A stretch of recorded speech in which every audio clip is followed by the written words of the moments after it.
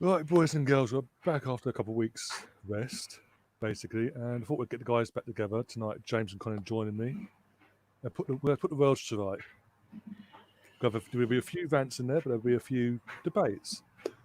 But I think we need, obviously, James, you're over in Holland, and I wanted to get you on more so because of obviously what's happened in Holland. The season's been cancelled. No champions, no relegation. Only thing that has been decided is European spots. Yeah. And I want to get that sort of what the feeling of the public was towards that in the clubs as well. Because obviously a couple of days later, the French did what they did, with the complete opposite. Well, to give people a heads up as to what's actually happened, because there was a lot of conflicting reports. First and foremost, before the government made their decision, the Dutch FA, the KNVB, were umming and ahhing as to what to do.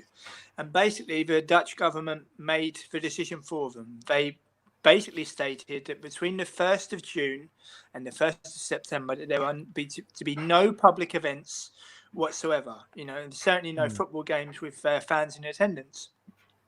So once that was proclaimed in the press conference by Mark Rutte, the Dutch FA then had a general meeting with 34 professional clubs. And before the meeting started, they asked the clubs, could we please have your preference as to whether you would prefer promotion or relegation, or whether we should not have any promotion or relegation. But they made it clear that this preference wouldn't be binding in any decision that was taken. And then you had clubs abstaining from voting. They didn't want to give their preference. And due to the fact that 9 clubs were voted to keep promotion and relegation, and 9 clubs abstained from voting, 2 members of the Dutch FA took it upon themselves to make a decision, which particularly hit hard with Cambuur Leeuwarden, who were 11 points clear. And the manager, Henk de Jong, who I've spoken to before, who's a really, really honourable and really a quality guy to work with and to speak to, was absolutely livid. But another important factor is the Dutch FA went against a 20-team Eredivisie for next season on the basis that it would put too much pressure on the local police. But all it would have meant was 4 extra midweek games spread over 9 months. But obviously here, with the first port of call being the police, when the fixtures are released, they decided against it. So in the case of Cambuur Leeuwarden and the Graafschap, they are hard done by. ADO Den Haag, now without Alan Pardew and RKC Waalwijk, who were literally down, have received a reprieve. And now the clubs that are hard done by have since lawyered up, and I mean lawyered up in terms of initial hearings and things like that. And then and now comes the question, are they going to play the cup final, which was due to be played between Feyenoord and Utrecht? And but the strange thing is when the meetings were going on, the Dutch Cup wasn't even mentioned.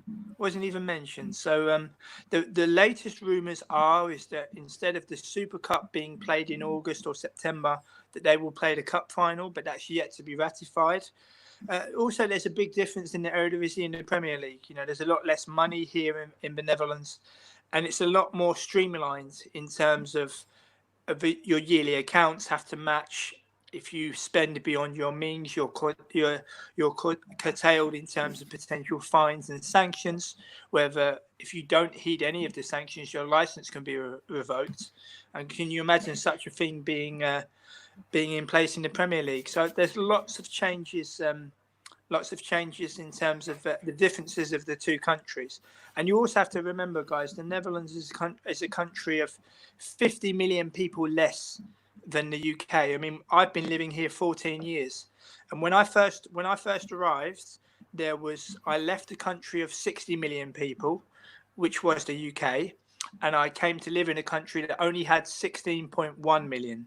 If you fast forward 14 years, it's now 17.3 that live in the Netherlands and 67 million that live in the UK. So a huge gap, and I'm sure there's going to be lots of rumblings on. But I just wanted to give listeners and viewers a heads up as to what actually happened here in the Netherlands, because there was a lot of conflicting reports, but nice to be able to help to give more clarity. that's the thing. Over here in the UK, I think, I don't know about Colin up in Scotland, because obviously Scotland have got their own issue with the Scottish Premier League as well.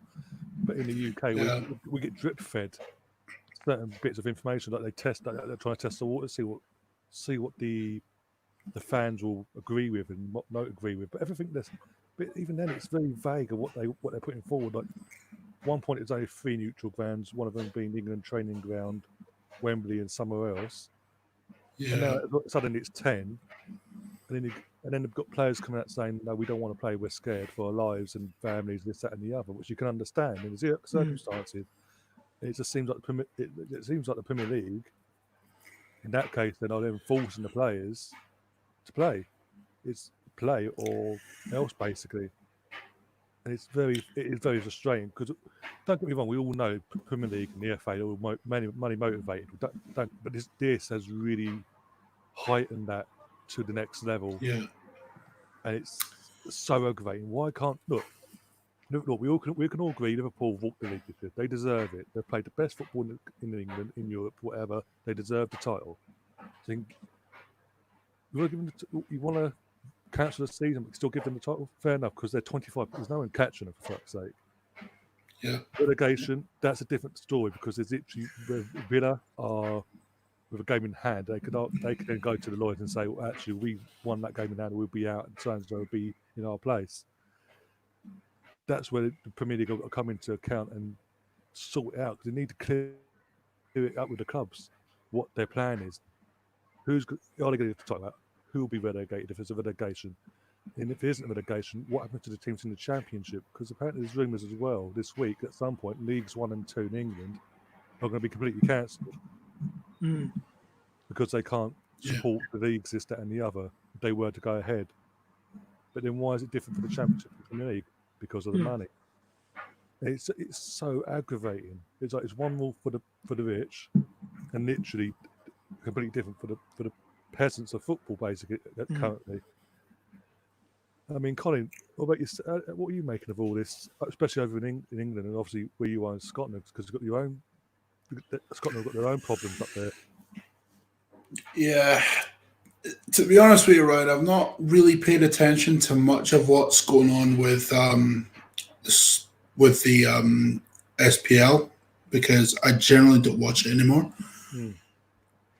But as far as the Premier League goes,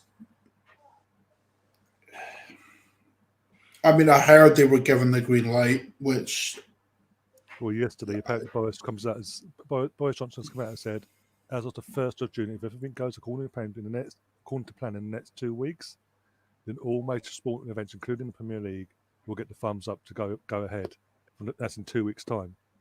And where the death rate is still going as we speak. How can you? And people, look, we have Bundesliga, for example. They're starting up again this weekend. The 2 leagues are starting up. Half of them have contracted the virus still, and they're still being told to go ahead.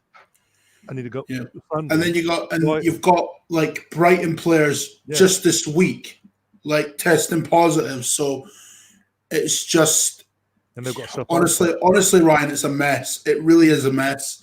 Like, we know what the FA are about. Like, they're all about, making that dough, right? All about making that dough. But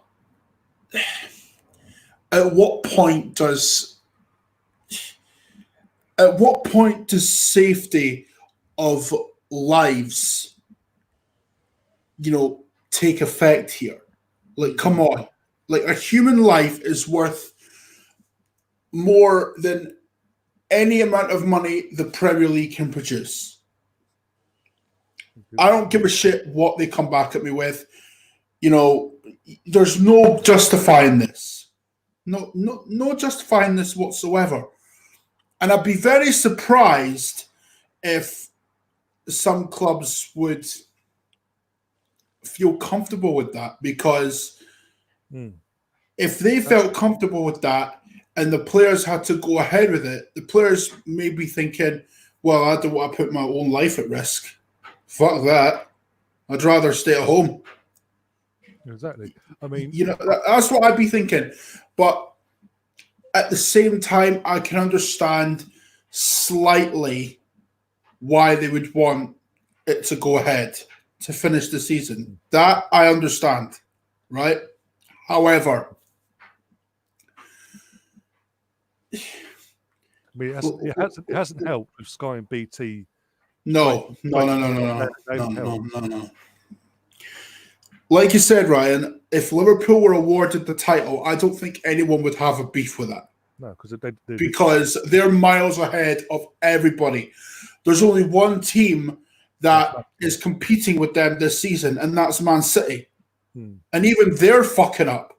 Yeah. So, as far as the title goes, give it to Liverpool. Fine. But you bring up the relegation argument, right? In fact, I've got the league table to hand, actually, so I'll just go through the bottom of it, right? Norwich are bottom, 21 points, 29 games played, right? Norwich are, well, I would say they're pretty much down,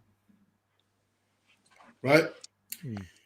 But the teams above them, Villa, Bournemouth, Watford, West Ham, Brighton. There's five. No. Newcastle on 35 points, mate. They're clear of it. Oh, okay. That's 5 teams, 4 points apart. 4 points apart. And Villa have a game in hand as well. Yeah. So Villa went their game in hand. They're on 28 points, and Watford are in the relegation zone. Yeah. So it's kind of like you can't just award relegation to whoever's languishing down there.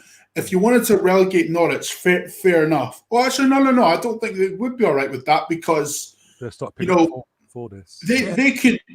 There's still like, I guess there's still like 9 games. Yeah. So I don't think they would be all right with that either. As far as the top 4 goes, because people seem to forget, as of, when this whole shit was going on, Man City's ban for the Champions League is still in effect. As of when this whole thing went down, yeah? So, Liverpool, you want to hand them the title? Cool. Leicester, Chelsea, United, Wolves, Sheffield United, that lot and us, right? Yep. There's 5 points between 5th and 9th. And we've got a game in hand against. Exactly. If we win that, we're 2 points behind United. Yeah. You can't just hand out Champions League like sweets in a candy shop, bro. Just doesn't fucking work. So they're in a bit of a pickle. I don't know where they go. The only obvious thing is to hand Liverpool the title because they're on 82 points.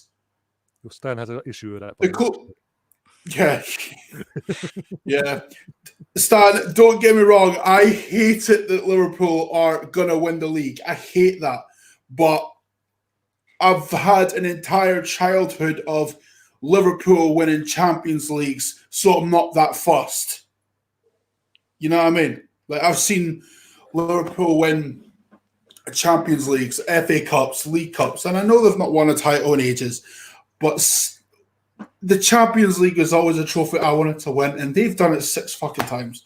So the way I see it, I'm not too fussed that Liverpool are going to win the league. And when you look at us compared to them, they're streets ahead of us. We're not even in the same league. Like, as far as that goes, Arsenal fans aren't allowed to chat shit. We're not allowed in the conversation, all right? We're not allowed in the conversation. Right. Sadly. But as far as that, Man City are the closest ones to them, and they've got a game in hand. But that's not going to do them fuck all good because Liverpool, if they win their game in hand, they'd still be 22 points clear. So they're not cashing. Oh, Jesus Christ. But still, it's done. I think the bigger picture, and Ryan brings it up, the EFL and League One and League Two potentially being cut adrift. For me, this is the biggest worry, that you want to sever the bloodline of English football. That you just want to sever it and say that one league is better than another. one club is better than another. You think how many players have made the step up through the leagues and are now Premier League players that have League One experience, that have League Two experience? A lot of them are Sheffield United, for example. If you're going to sever the bloodline, then what message does that send in future? What message does that send? I mean, I'm fortunate enough to interview many players and managers, and when they talk about their journey, about playing for lower clubs and making this step up, it also gives the motivation to those players. I mean, you take Sheffield United, for example. I spoke to Richard Stearman the season before Sheffield United got up. And I spoke to him deliberately about Chris Wilder and the players at Sheffield United. And he said to me, he said, you know what, James? He said, I've never known a manager that can stand up and make everybody feel involved and motivate everybody. You know, we got players that have been on the journey from League Two to League One, to Championship to now Premier League. And for me, the most worrying thing is the potential to sever the bloodline. And to say, right, League One and League Two, we're not going to play. Like, for example, what they've done at non-league. I believe there's a non-league club. The name escapes me. I do apologise. I'm not a snob or anything. But apparently there's a League One club that are streets ahead in terms of points. And they're not going to get promoted. And if you're going to allow that at that level, but you're not going to allow it at a different level, you know, for me, I look at Germany, right? And people talk about the testing involved in Germany. People talk about how they've dealt with it. But there's one big difference. The hierarchy of German football, in terms of the pyramid, at the top of that pyramid is the German national team. And then comes the Bundesliga, and then Bundesliga 2, and then Bundesliga 3. That's the way the pyramid works. If you look at the pyramid in England, it's the Premier League and then the rest. But yeah, just to kind of disassociate yourself as a league, as if, you know, they want to isolate themselves. How is the Premier League going to look in 5 to 10 years' time? I mean, the most important thing is the safety of the people. That is the most important thing. Colin makes a great point. It's, but you can't put a price on human life, and it's an outbreak that has touched almost every country in the world. And, you know, different governments deal with it in a different way. And, you know, our here in the Netherlands, our measures have been relaxed, but they don't really come into force until June, really, in terms of going back into a restaurant and cinema. And even then, it's 30 people, including personnel. And I just worry, for me, the biggest worry is not so much promotion or relegation. The biggest worry for me, I say worry, but in terms of generalising in that respect, in a football sense, the biggest worry is the severing of the bloodline of the.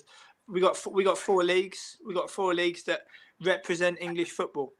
You know, you got people that are as passionate about Plymouth and Swindon as we are about Arsenal, and then you got the likes of Manchester United and Liverpool. So I think they've got to think very carefully. And I will say one final thing before we go back. As you both know, I interviewed Simon Barker of the PFA recently, who's the assistant chief executive. And he said to me, the most important thing for us during the corona is to make sure that our footballers have got a job at the end of it and that clubs survive. And that, for me, is the most important thing. And there's going to be lots of wrangling. There's going to be lots of to-in and fro-in, and it's not going to be simple. And they are going to, and decisions that are going to be made are going to upset some people. But you just hope that they can get a general consensus where as many clubs remain solvent, where as many clubs can continue to pay their players' wages, as many players are safe. And then hopefully we can move on and maybe even look towards next season, perhaps. Yeah, I mean, it's a difficult situation, but the thing about it is, and this is what kind of aggravates me a little bit, right? For example, the Mesut Ozil situation, right? Now, I've heard a lot of people talk about it, right? I've heard people say that he should take a pay cut. I've heard people say, well, he's just waiting for this and that to see where the money's going, which is perfectly reasonable. And, you know, and a bunch of other things about it. You know, people putting putting it on his like wages and stuff, right? Do I think Mesut Ozil's time at Arsenal is done? Yes. Do I think that he is out of line in wanting to know where his money is going? No. He's not out of line whatsoever. Because anyone in his situation, because listen, Mesut Ozil has a lot of priorities, right? He has a lot of charities that he funds. He has a family. Yep. He has a mortgage. And he has bills to pay just like any one of us. But because he's a footballer, right, people think that, oh, he's got bags full of money, he's loaded, so he can afford to take a pay cut. Footballers are still human beings, man. So the way I see it, Mesut Ozil is not completely out of line in wanting to see where this is going. Because the fact is, none of us know where this is going. And until that happens, Ozil is well within his rights to just see how it plays out until he knows for certain where his money's going. Because let's be honest, right? If we were in Mesut Ozil's situation, right, take the fact that he's a footballer out of it, right? If our employer was asking us to take a pay cut, not knowing where the money was going, would you do it? Because I don't think I would. Not if I didn't know where it was going. Exactly. And that's the situation that Mesut Ozil's in. So, personally, I think people just need to calm the fuck down on this whole thing. But as you said about his charity work, he wants to make sure whatever he does do in terms of the pay cut is not going to affect him giving the money he's currently giving to said charities that he's already head what's name for. So he's trying to look after the other charities as well. He's trying to do the right by everyone. He's even plus, Ryan, here's the thing, right? He's got bills to pay. He's got a mortgage. He's got a family. You can't just expect Mesut Ozil because he's on 350 grand a week, which I guarantee you he doesn't get all of that in 1 week. I guarantee you that. Most of that would be for like tax and shit. National insurance. Yeah. So you can't expect Mesut Ozil to take a pay cut if he doesn't know where the money's going, when he's got other priorities around him, like a family, like a mortgage, like charities and whatnot. No one knows where this is going. And to be honest, it wouldn't shock me by the winter months if this situation got worse. Yeah, I've had that discussion with my family before in the last few weeks. Another spike coming, you know it. Because of how Colin, I might be back working now, but I don't know how long that's gonna last. Like, I've already had 6 weeks off. Like, this shit is on. Well, it's a public. Do you know what's funny? Go on. Do you know what's funny, actually, right? See, around Christmas, yeah, I said that 2020 would be the best year of my life. Yeah, I mean, I don't know. Yeah, I might have jinxed it. I don't know. Maybe. I doubt it. But then you'll be able to put that right in 2021. You're still young, by the same token. Yeah. But you're still young. It might be 2021, which is the best year. And for me, on the Ozil thing, personally, guys, there were 3 players that refused to take a pay cut. Why haven't the other 2 been named? Why haven't all 3 been named? Really? Why is the attention just gone to the highest earner? Because if you've got a squad of 30, and upon 3 of them have decided no, it'd be nice to know which 3 names they are. Not in terms of targeting, but it is a little bit strange how the highest earner is targeted and the other two have remained somewhat anonymous. So Well, I it's think The reason why he's with all- not been targeted, James, right, is because he's the reason why those other players have not been talented, right, or touted by like not taking a pay cut or anything. Yeah, it's because their names are not Mesut Ozil. Yeah, basically, they're not a big name. That's it. That's it. Because Mesut Ozil, how you feel about him as a footballer, if you think he's done at Arsenal, fair, whatever, right? The fact is, he is the talisman at this football club. He is.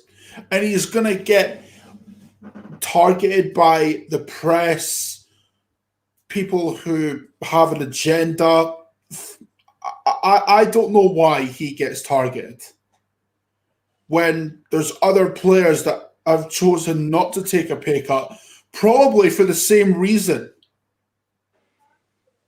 So, I mean, do I think that his time at Arsenal's done? Yes, but he shouldn't be the one having to get the brunt of the criticism.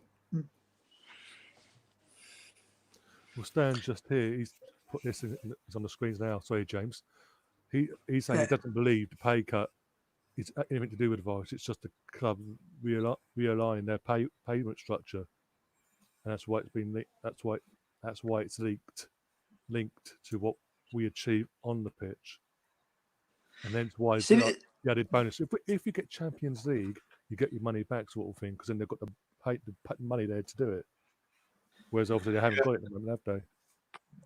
I think Champions League is unlikely, but I think it's a good point from Stan. But I was just making the point that surely if there's 3 players that have refused, why wouldn't you name all 3? Why would you target the highest earner and get at him and and not say anything about the other 2? Surely sources inside the club or in terms of people that are in the know, in inverted commas, surely they would say, right, these 3 players are the ones that have refused, because they can talk about Champions League potential bonuses and that. But for Arsenal to get Champions League, a lot of clubs have got to make mistakes. And it's very unlikely. I mean, I firmly believe our best chance was winning the Europa League, which we blew not just last May but also against Olympiacos.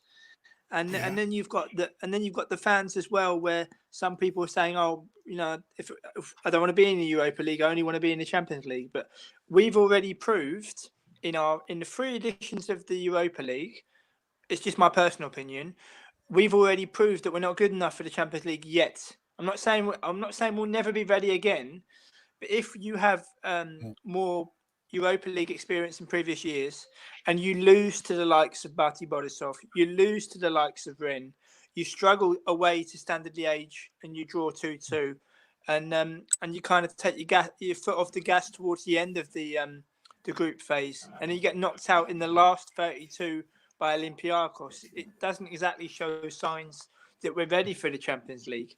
And people say about it being able to attract names. I was at the Europa League game last November against Frankfurt, and Arsenal were 1-0 up at half-time. And we've gone off that pitch thinking the game's already been won. I mean, I saw the likes of Aubameyang and other players laughing as they were walking off the pitch. And obviously I was right down the front and I was studying Frankfurt a little bit, and I thought the game's not finished yet. And their keeper, Rowe from Denmark, he made some tremendous saves. And then we underestimated them in the second half, and they come back and won.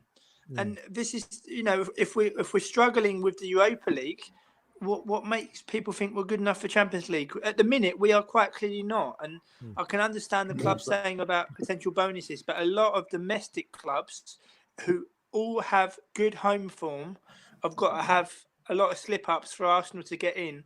And I can't see that happening.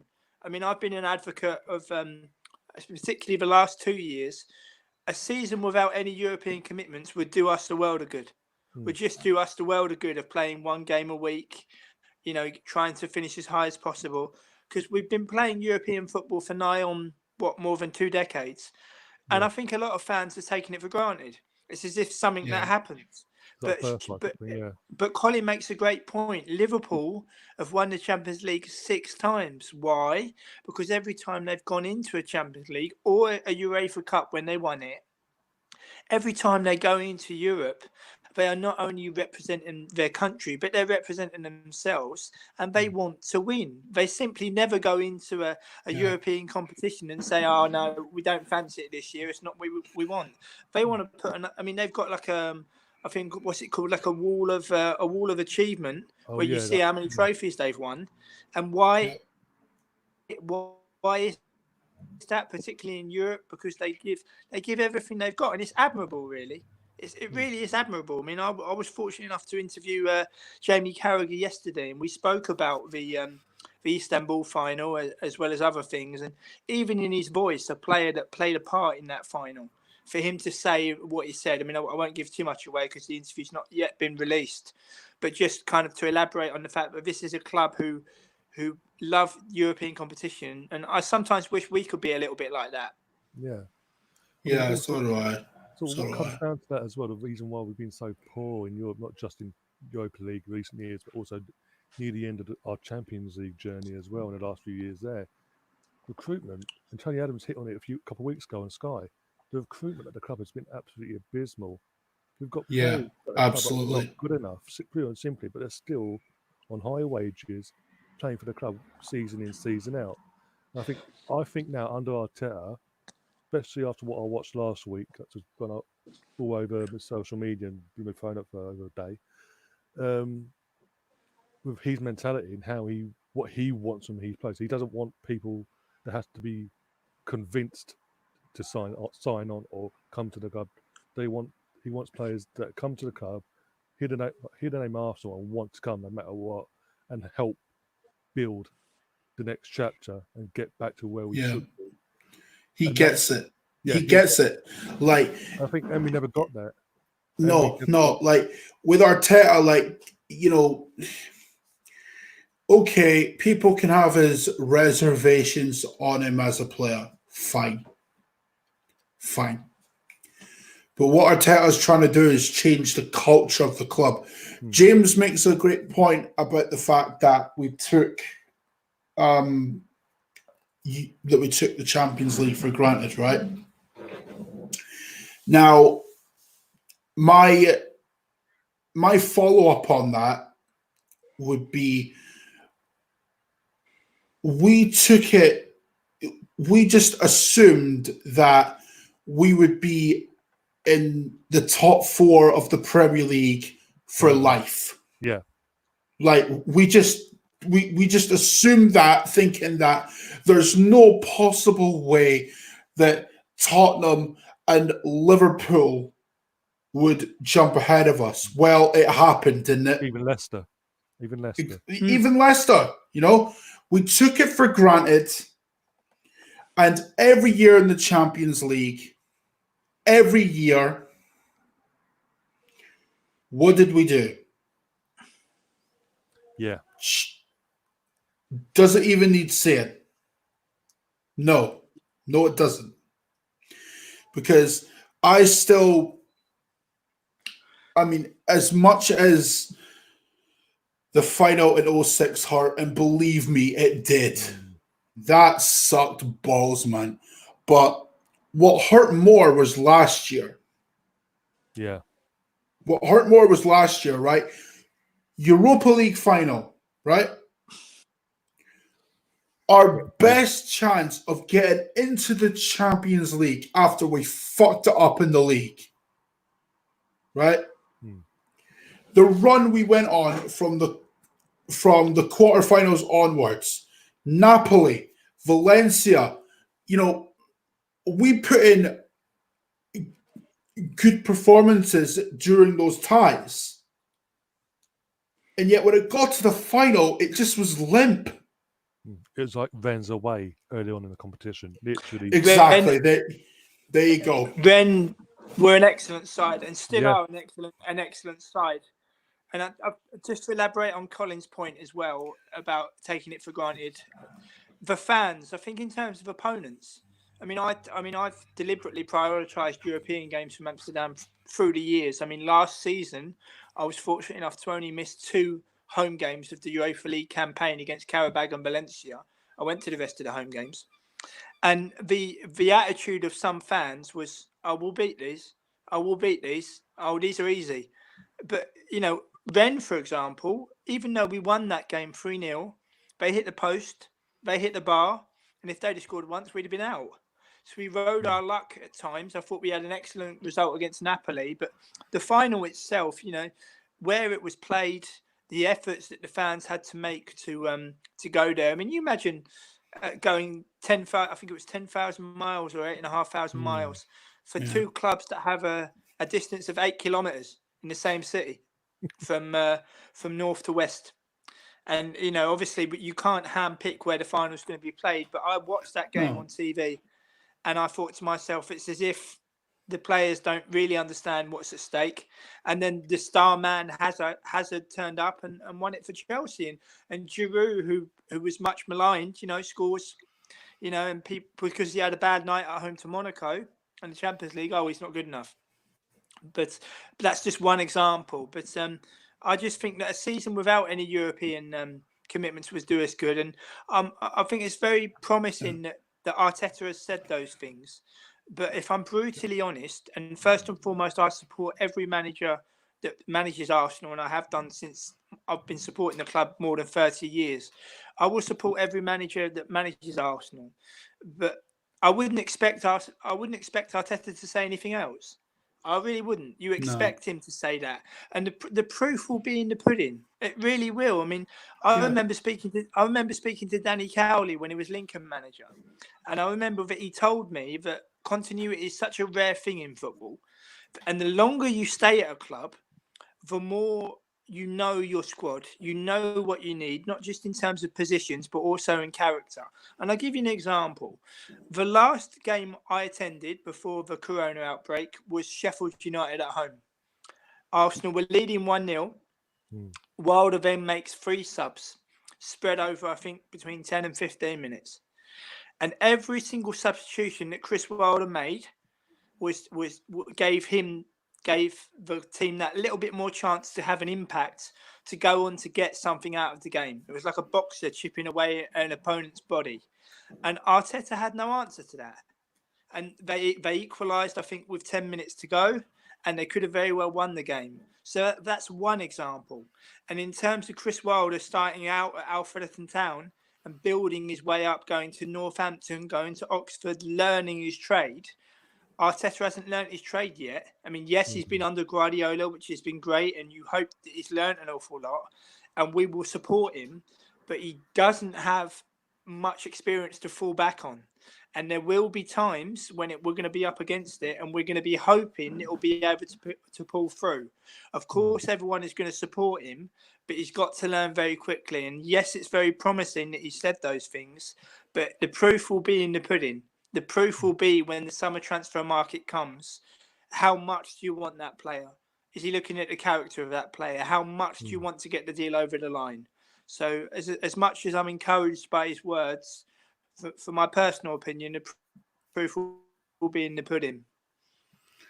I mean, we've got a question. We've got a few. I mean, with Arteta, right? Okay, I get what James is saying. I do. However, we've seen glimpses of what this team can do under Arteta, right? Because I still remember the Manchester United game, New Year's Day, just on New Year's Day, I think it was. Yeah, and we bossed that game from start to finish. Like that is just a glimpse of what this Arsenal side under Arteta is capable of, right?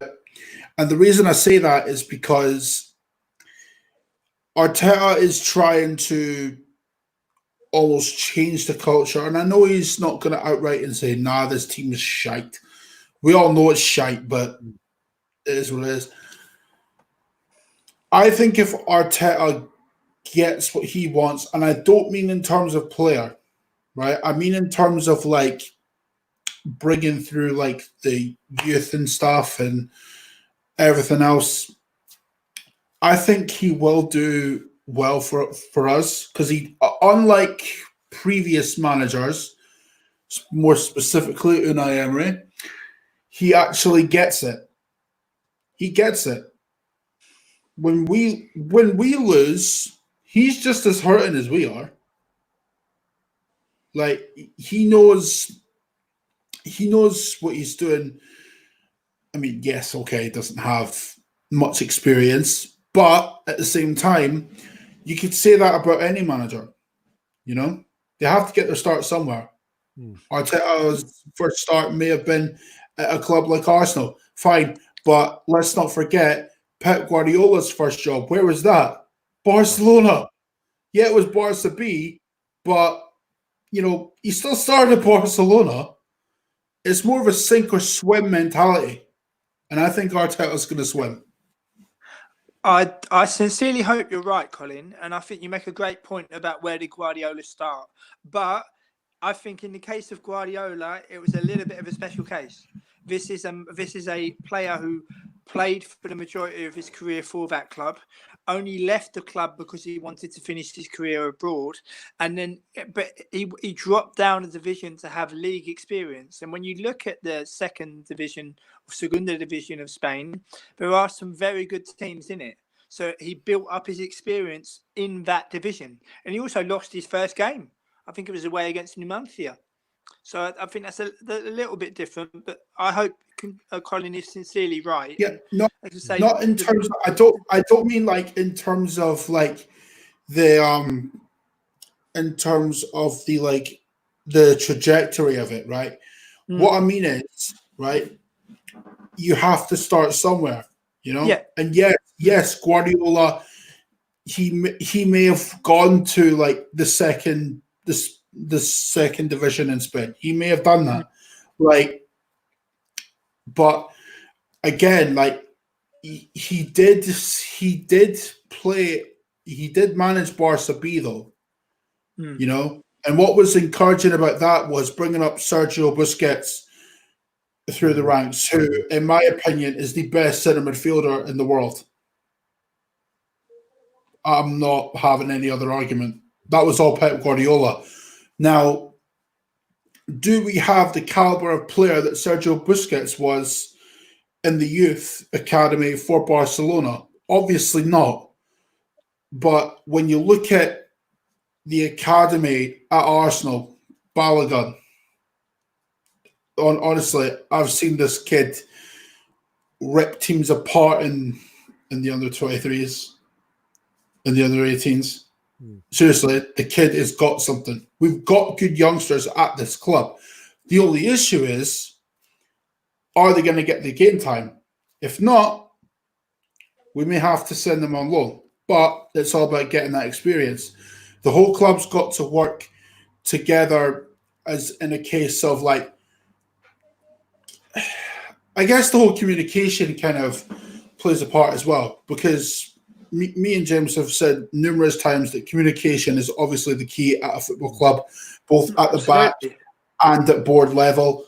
And there's got to be some form of communication between the board and Arteta. If Arteta wants something like players, or he wants, you know, scouting staff to replace the garbage that's there, then you compromise, you find a way to gain a middle ground of that. You have to engage in conversation between the two. You can't just think, oh, Arteta's the manager, he'll do the business. No. Both the board and Arteta have to work together, because we've had a problem with communication both at the back and board level for years. Our only window into the board was Arsene Wenger for years. And how did that work? Not very well. Not very well. You then look at the Unai Emery debacle. Was Emery communicating with the board? I'd argue not. I don't think so either. Just because if you look at the signings that we made in the summer, you could say that Ceballos would have been an Emery signing. He may have had some input on that. Would he have had an input on Tierney? No. I'm not too sure. Or Pepe. I mean, if I'm being honest, I think the club were looking at Tierney for a while and they targeted him this summer. The club knew that we needed a marquee signing to kind of lift the fans up, and that's how Pepe came about. I don't think Unai Emery had much of anything to do with that. David Luiz, Emery may have had something to do with that, given that he managed him when he was at PSG. But maybe the club looked at it and thought, you know what, we need a body and let's get David Luiz. Yeah. Maybe they gave Emery like the choice of any centre back. And that was it, sort of thing. And that was it. And that's how David Luiz came about. Maybe that was how that came about. I don't know. But bottom line, there wasn't any communication between the board and Unai Emery. That was obvious from the disaster of the first half of the season. So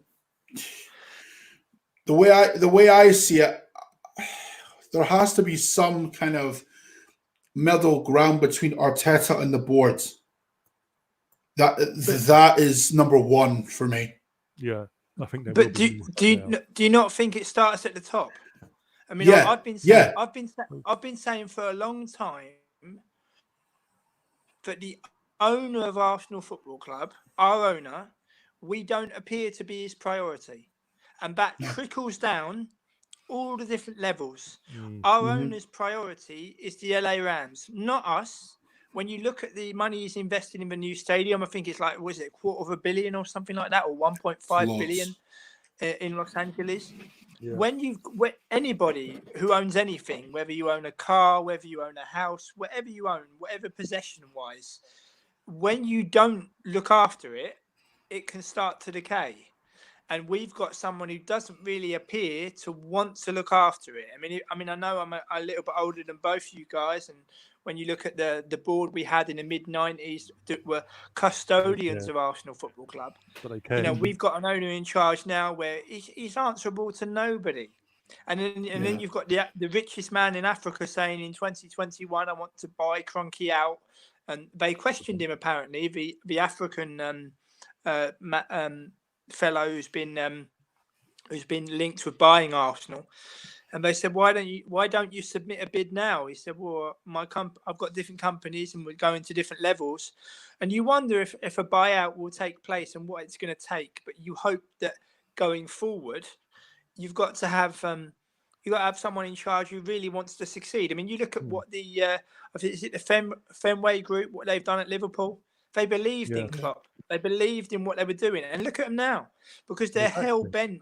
They're hell-bent on success with Liverpool, as well as not neglecting their own commitments in the MLB, as they call it, I think. And in our case, with Kroenke in the NFL, it's the other way around. Guys, it's been an absolute pleasure and great to speak to you both. Stay safe, and we'll catch up soon. Yeah, Indeed, James. See you on Friday. Take care. Stay safe. See you soon, eh? Yeah, see you Friday. Take care. Up the Arsenal. Damn right. We've got a few comments in obviously the live chat. One on screen. If Arsenal were to finish second in the league next year, would you take it? And that's from Steve. Well, I'll let you answer that first. Second in the league. If we were to finish second in the league next season, would you take it? I mean, obviously, that's you're overcoming. That means you have to overcome either Liverpool or Man City to get that second. I mean, the obvious answer is yes, but there's a lot of mitigating factors in like when or won't that happen. You know, Man City would have to, in my opinion, Man City would have to have another season like they're having now. Or Pep walks out and they have the same season. Yeah. I mean, personally, I think Pep's walking anyway at the end of the season. If anything, I think he will most likely end up at Juve because Sarri looks like he's going to get the sack. So that could very well happen. And if Sarri doesn't get sacked, then personally, I mean, I don't. I mean, he's not going to end up at AC Milan. Not while the eggheads are there. not why the eggheads are there. Aren't you glad? Speaking of him, actually, he's already fucking up because Milan's four best players are up. Not Ryan, honestly, yeah. Milan's four best players at this moment are out on loan. He's making Milan worse than what he made us, and that's saying something. Exactly. It's because of the egghead. No. I mean, the only club realistically that I can see him going to is Juve, because if he doesn't go to Juve, it takes a year out, maybe take another sabbatical like he did at Barca. He might take a sabbatical. I don't know. Just personally, I think he'll end up at Juve, and he'll take them to, well, another Serie A title. Not that they need any more. But possibly. He will, if he's brought into Juve, you know, the kind of the goal for him would be to win the Champions League, I think. But whether that would happen, I don't know. As far as us finishing second, the answer is, would I take it? Yes. Yes, I would. But like I said, there's mitigating factors in that. Man City would have to have a similar season to what they're having now, or Pep walks. And it would all depend on us not being in Europe. Because I think if we're not in Europe, that would strengthen our chances of doing that greatly. Yeah, and I'll second that. Also, Stan he's saying what he said on the screen there about he considers you one of the OGs of Arsenal podcasters. Stan, you have no idea. God. You have no idea what's coming now, bro. I swear, Arsenal YouTube, you ain't ready, bro. Well, you ain't ready, bro. Two people. Yeah, two people. You ain't ready. No one is ready, right?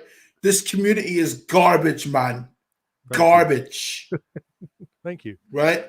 There's only a few people in this community that I can actually stand. Ryan, Alex, Tom, the same old Arsenal lads. But that's about it. Oh, and Tops as well. Can't we get more?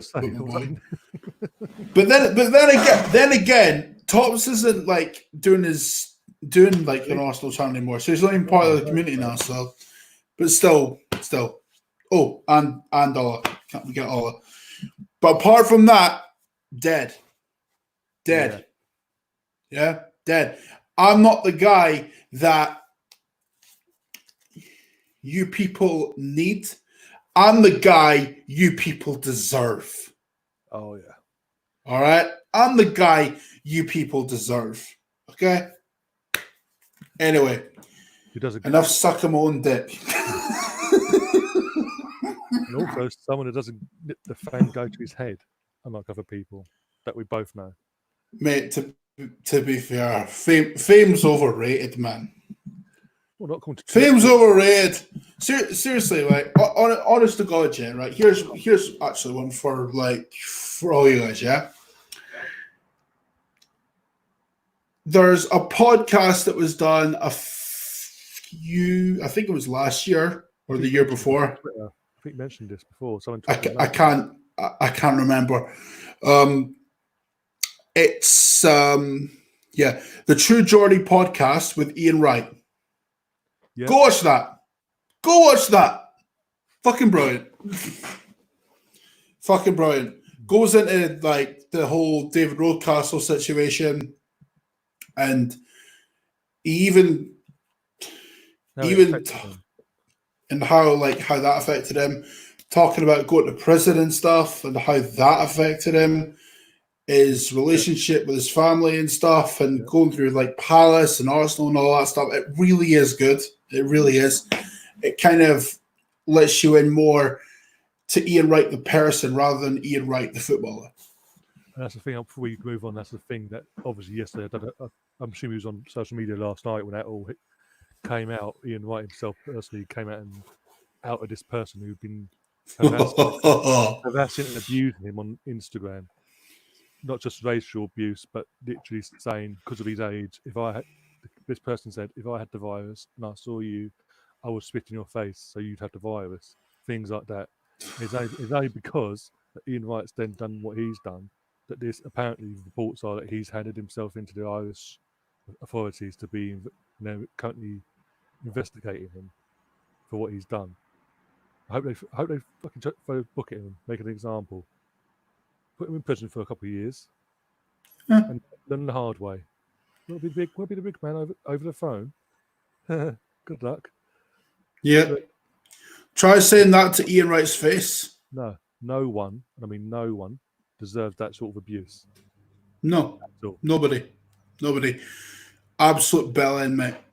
Absolute bell end. Another question from Steve. If Arsenal can't get Champions League, would you prefer Europa League or nothing?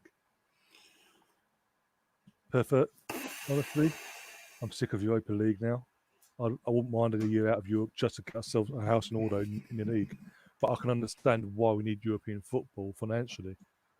So I'm sort of it's rocking a hard place at the moment. I'm not in the boat of like completely despising the Europa League. Yes, groups onwards. It's from until it gets to the quarterfinals, it's dead. Oh, it's literally so dull, right? Until he said, but at the same time, it's still a trophy, and I never turn my nose up at a trophy. Yeah. But that said, I honestly feel that because we've taken European football for granted over the last 2 decades, it would do us the world of good not being in Europe, because that has benefited several clubs over the years. You look at, like, the obvious example is Leicester. Yeah. Like, they won the league and they weren't in Europe. Chelsea, they won the league and they weren't in Europe. Liverpool nearly won the title and they weren't in Europe. Man United, they were crap that year, but still, the point still stands. They got Champions League and they weren't in Europe. Yeah, that's true. So it's not the worst thing in the world if we don't, get into the Europa League. It's not the worst thing in the world. I mean, obviously it's gonna happen because we'll be in the Europa League next season, because realistically, I mean, well, actually, no, we're in 9th. We're in 9th, and with a game in hand, if we win that game in hand, I think you said earlier on, 2 points off United. Yeah, so it'd be like 3. If we win our game in hand, we'd be in 7. Oh God!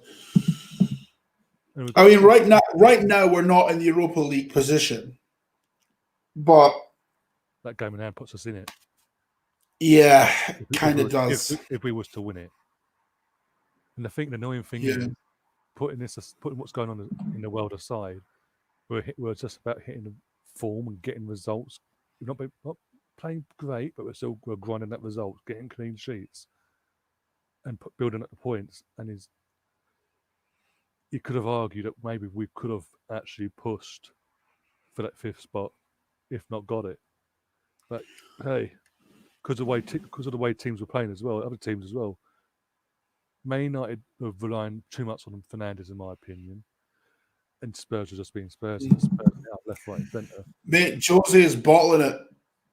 Already. Actually, on the European thing, yeah. See if we don't get into the actual Europa League, we might end up being in the Europa Conference League, which is planned for 2021. Fuck's sake! Jesus Christ. Well, did you forget about that? Yeah. Honestly, forgot. Fucking hell, I forgot. I don't even know how it's gonna.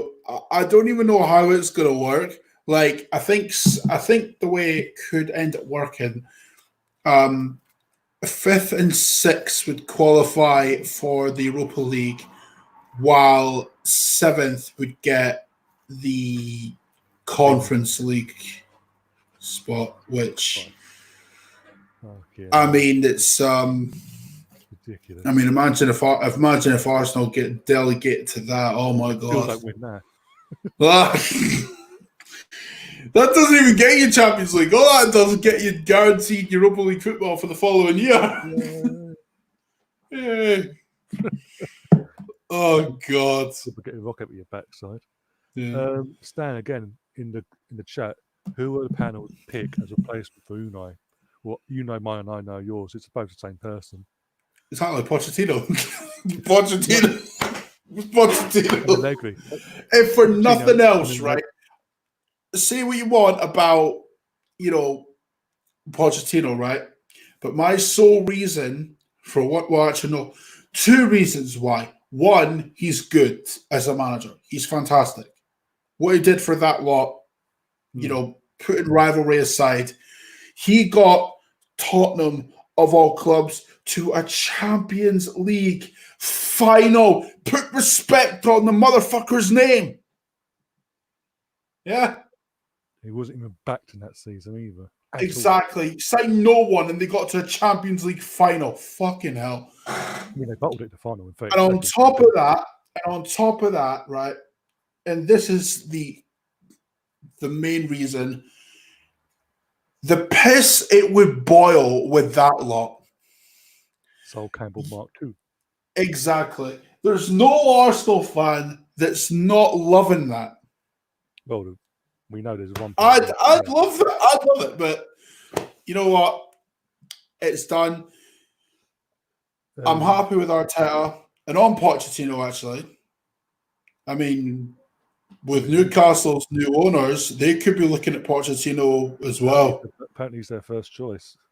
Oh, apparently. It's all rumours because it still hasn't gone through. Everything going on, that still hasn't gone through. Yeah. Do you know, actually, this may be controversial, right? But I wouldn't give a fuck if that guy who's looking to buy Newcastle looked to buy us. I wouldn't give a fuck. No, do you know why? Money's money. Money's money, right? One, it gets Conky out, and 2, possibly, this guy's loaded.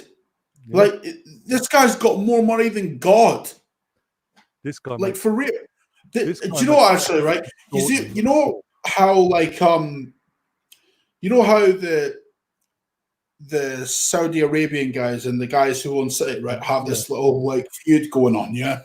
Yeah, yeah. This guy who's about to buy Newcastle is more loaded than the City owner. Yeah, he makes them look poor. He makes a consortium. Imagine if you were like 1/8 of what you were actually worth. That's what this guy effectively does to the Man City owner. Jesus Christ.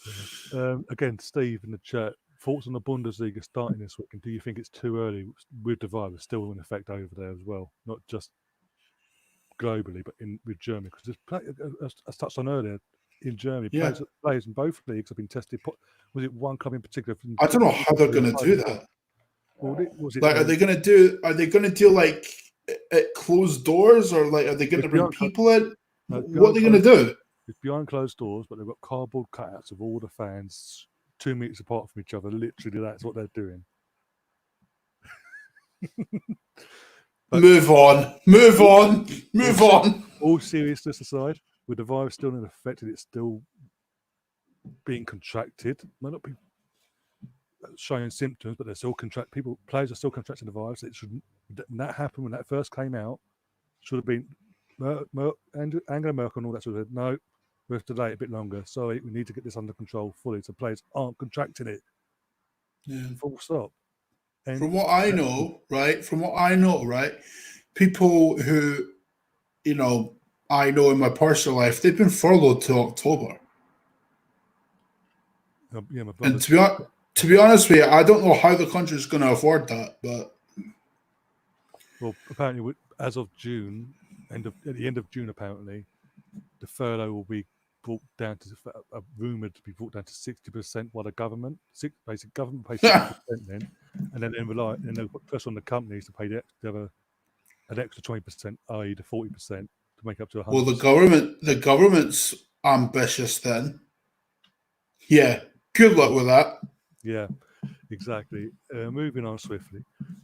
Don't go. I don't do politics because I'll lose subs and I lose followers, so I don't do politics. No. Why do we stand again? Why do we struggle to bring through young defenders? Remember Colin Bramall, for example. Why? Okay. The Cohen Bramall thing, right? That was the old man.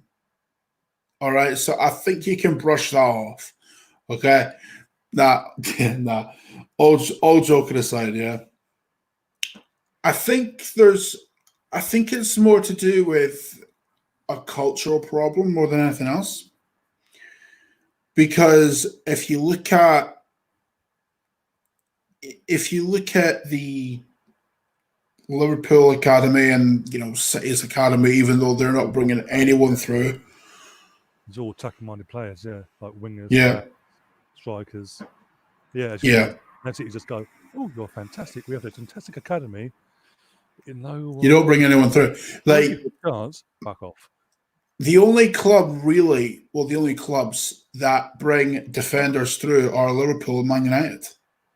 And Trent, for example. Yeah, Trent coming through that's the main example.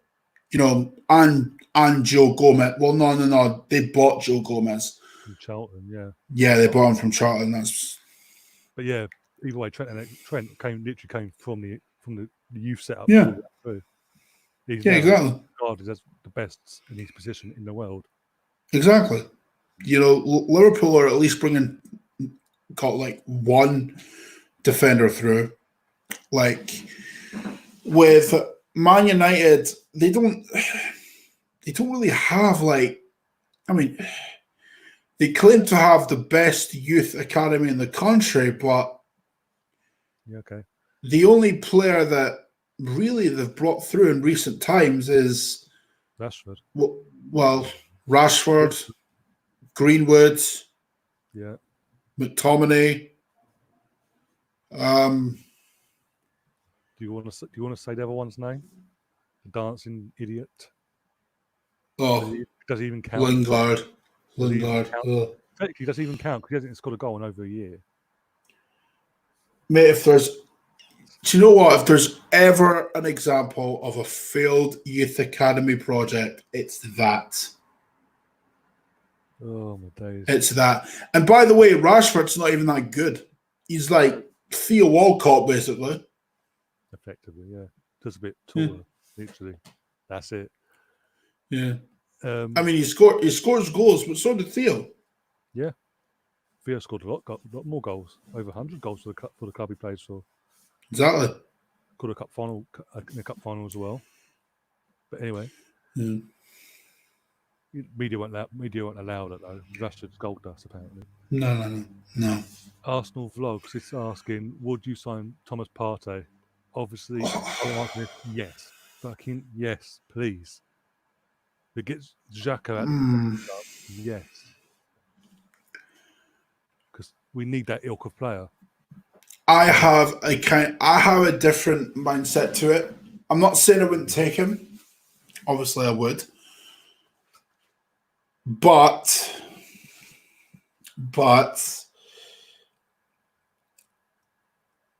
is he going to suit Arteta's style of play? And does he want to be here, second of all? Because I don't want players that don't want to be here anymore.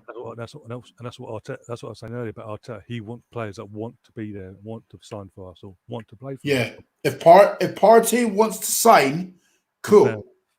Cool. Like a Torreira and Partey partnership, yes, please. But it's those two questions I have. Does he want to be here, and does he suit Arteta's style of play? If the answer is no to either of those, then look somewhere else. Yeah. Obviously, hopefully this year, with everything going on, they just get the recruit. Main thing is getting the recruitment sorted between the whole club, everyone, communication together. Everyone also. Do you know what? Do you know what, Ryan? Yeah, here's where my kind of stance would be with it, right? With the recruitment, right? If you remember 2012, right? Right after we bought Santi, right? Yeah.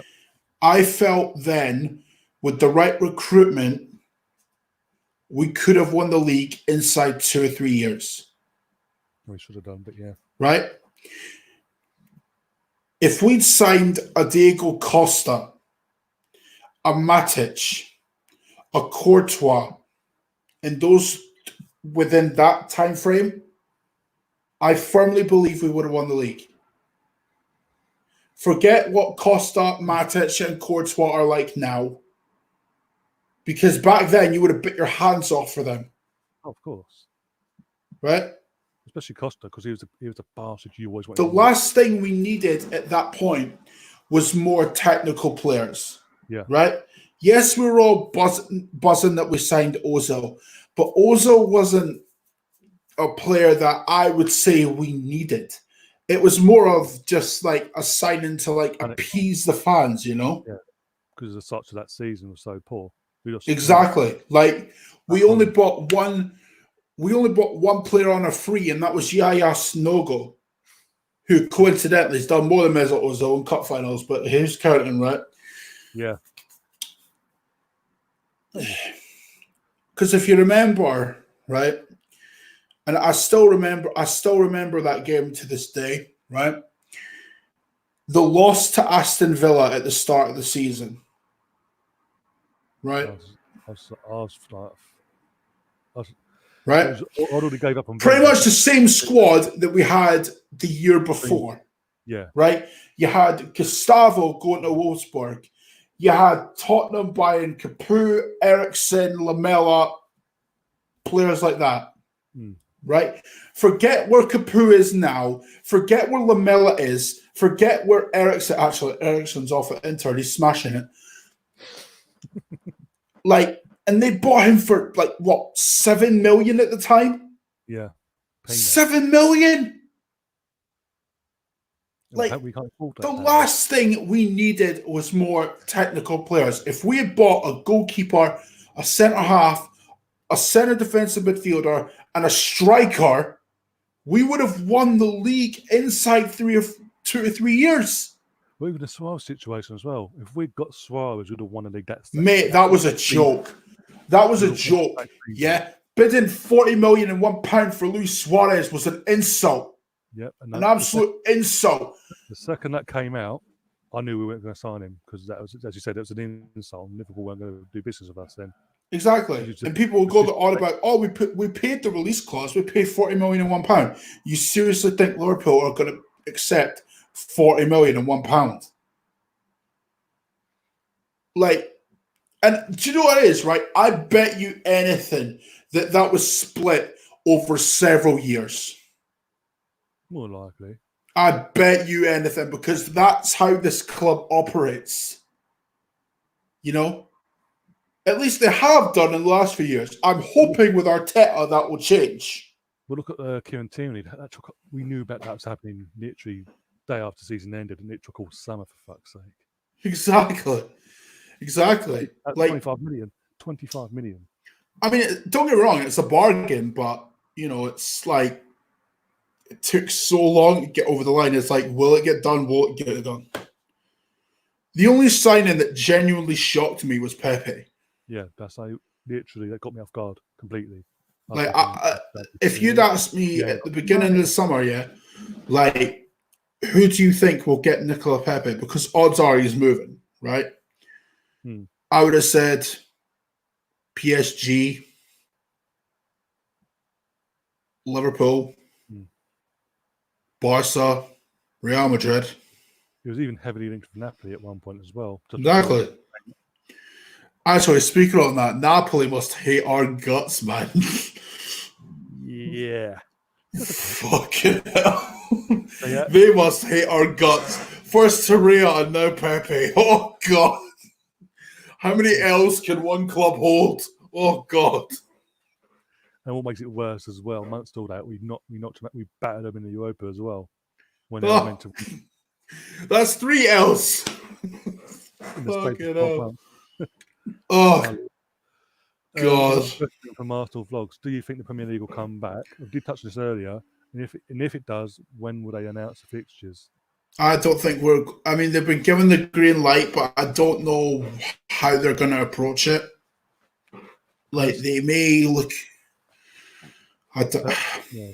Personally, for me, I don't think this season should be written off now. Like, done, dusted.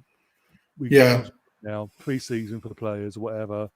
Get the fixtures in place, but then just spend the next few months getting things in order, helping the country get this virus under control, so that you can start the season the way you want to start the season. Yeah. Maybe mid-September, late September for the new season. But don't be rushing it back, because you're asking for trouble, because they are forced. It's going to happen. The Premier League is going to, this current season is going to up and go again, and we're going to have. Actually, like on the season, right? I've got a little. Well, to be honest, I owe my brother this little idea, because he's the one that mentioned it to me, and I've been thinking about it for a while. Yeah, and I told him that it wouldn't work because there's not enough teams to do it. But what if there was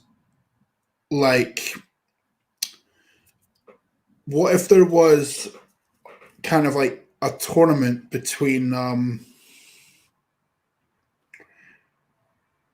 like 3rd and like 9th, like for the Champions League spots, with, where you could say, like, for example, you could have Leicester, Chelsea, United, Wolves, Sheffield United, Spurs, us.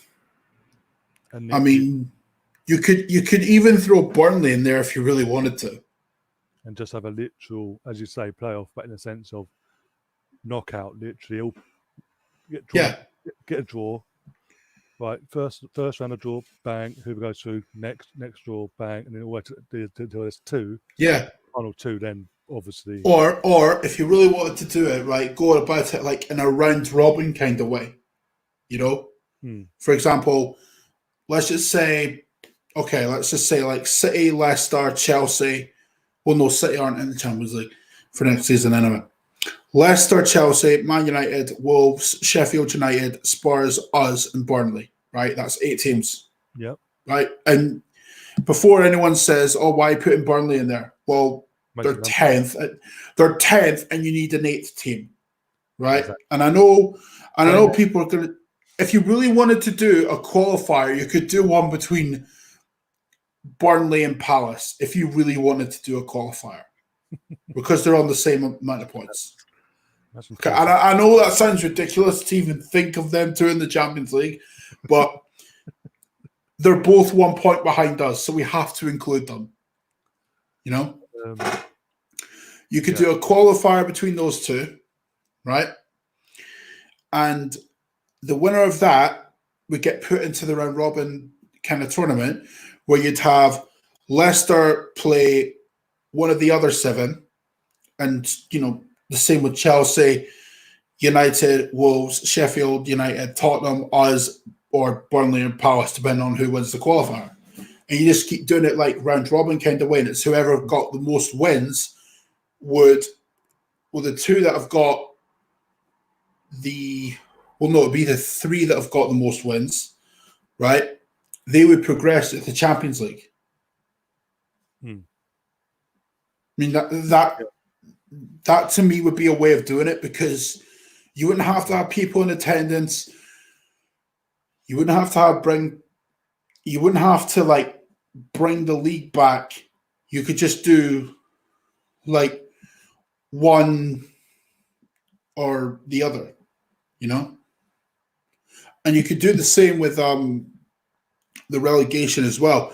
You could do that with Norwich, Villa, Bournemouth, Watford, West Ham, and Brighton, you know?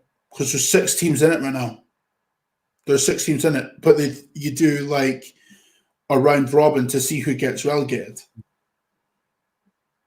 It's one way of doing it. Yeah, that's not true. Again, there's another suggestion UEFA did put out, and literally everyone, because of how it would work out, and it would work out that we'd be in the Champions League. Everyone complained. Literally everyone, every rival fan complained. Even the ones that are in the Champions League along with us. No surprise there. No, UEFA suggested basically on a merit basis of teams that performed well over the period of the last 2 to 3 years. It turned out we were in the top 4, so by that standard, we would have got the Champions League. Spurs and Chelsea would have been in Europa League, but in saying that, because of City's situation, that would mean Chelsea would be in the Champions League instead, and obviously, who was 7th on our list would then go on to be Europa League. How bad is it, right, that this season, right, is probably our worst season in recent memory, and we're still 1 point behind, and we're 1 point behind that lot? Yeah. Brilliant, isn't it? And they've got the Mourinho there, the god, the special one, apparently, the one that wins some trophies. Sorry, mate, they're fucked. They are fucked. How many cups are they in still? Not I mean, that's the thing that hasn't been mentioned. That's the thing that mate, they don't even win shit in Football Manager. Like, I'm 4 years in, right? I'm 4 years in, yeah, right? And in that time, I've gotten to 4 FA Cup finals. I've lost all of them, but I lost to Liverpool. So it's like, okay, cool. Won the Champions League and Rosie, right? Tottenham, not one trophy. They sacked Mourinho after 2 seasons as well. Just saying. Just saying. Psychic. Mad thing. 1 second. Just going to get another question up from Steve. What would be the best away game you would go to visit Arsenal in the Champions League game? Well, first we have to get to the Champions League. That's number one. You also did ask, I did get the questions on the screen, what's our favourite Arsenal English player of all time? Just throw that in. Right, best away game. Can I go for a past one? Or is it current? You can go for anyone you want, yeah. It's stipulated, so yes. I was assuming in general. Best away game. Do you know what, right? I know what I'm going to do. Real Madrid at the Bernabeu. I was stuck between that one and Henry ripping Madrid a new one, bruv. Can't get any better than that. Stuck between that and Inter Milan of 2004. Oh, that was a good one as well. Oh, shit. Because literally, yeah, again. But I forgot about that one. Fuck. At the time, Inter Milan basically had the best, as a collective, not as on a performance basis, they had the best defence in the world. And we went, after getting battered at our place 3-0, we went to their place, needing a result, and battered them. We're actually the only, like, we're one of the few English clubs to do the double against Inter and Milan at the San Siro, by the way. Yeah, I think we're the only club. We're the first. We're definitely the first for both of them to jointly do it. We're the first team to win away in Europe at Dortmund, Real Madrid, both AC and Inter Milan, and there's someone else in that as well. The country after we finish the show properly, no my bloody luck. English player wise, I've got to say the inspiration behind this channel of Tony Adams, because came through the academy, captained the team at a young age, within 2 years of being named captain, he won a league title at the most impossible places, led his team to win that title.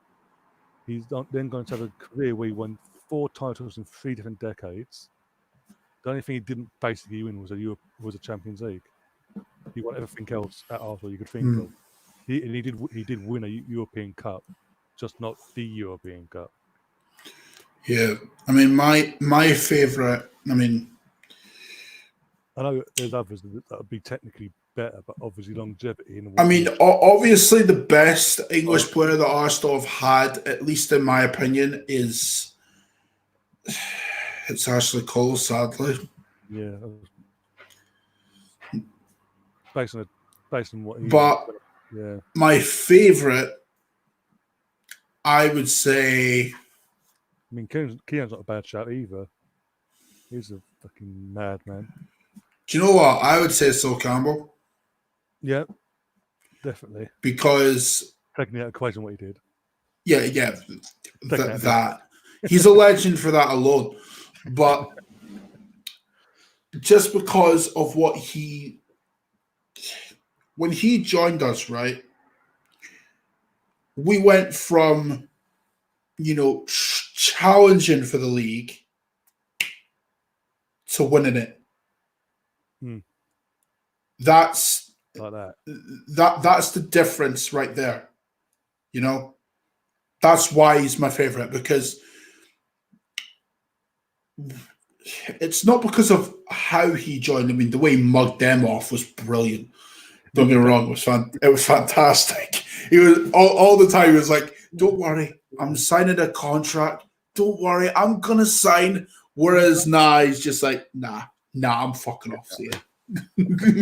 Not to go to your next door neighbours.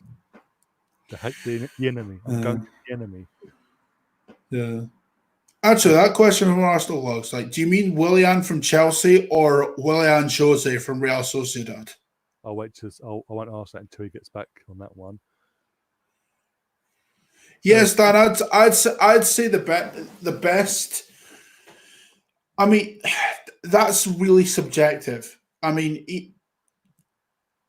if you're talking in terms of position, obviously yes, Ian Wright, best English Arsenal striker that we've produced.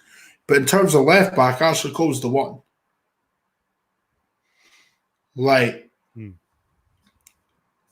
That's not to discredit Wright though, because we've had some good English players, man. We've had fantastic. We could literally do a starting 11 and bench of English players. David Seaman, man, he was England's number 1 for years.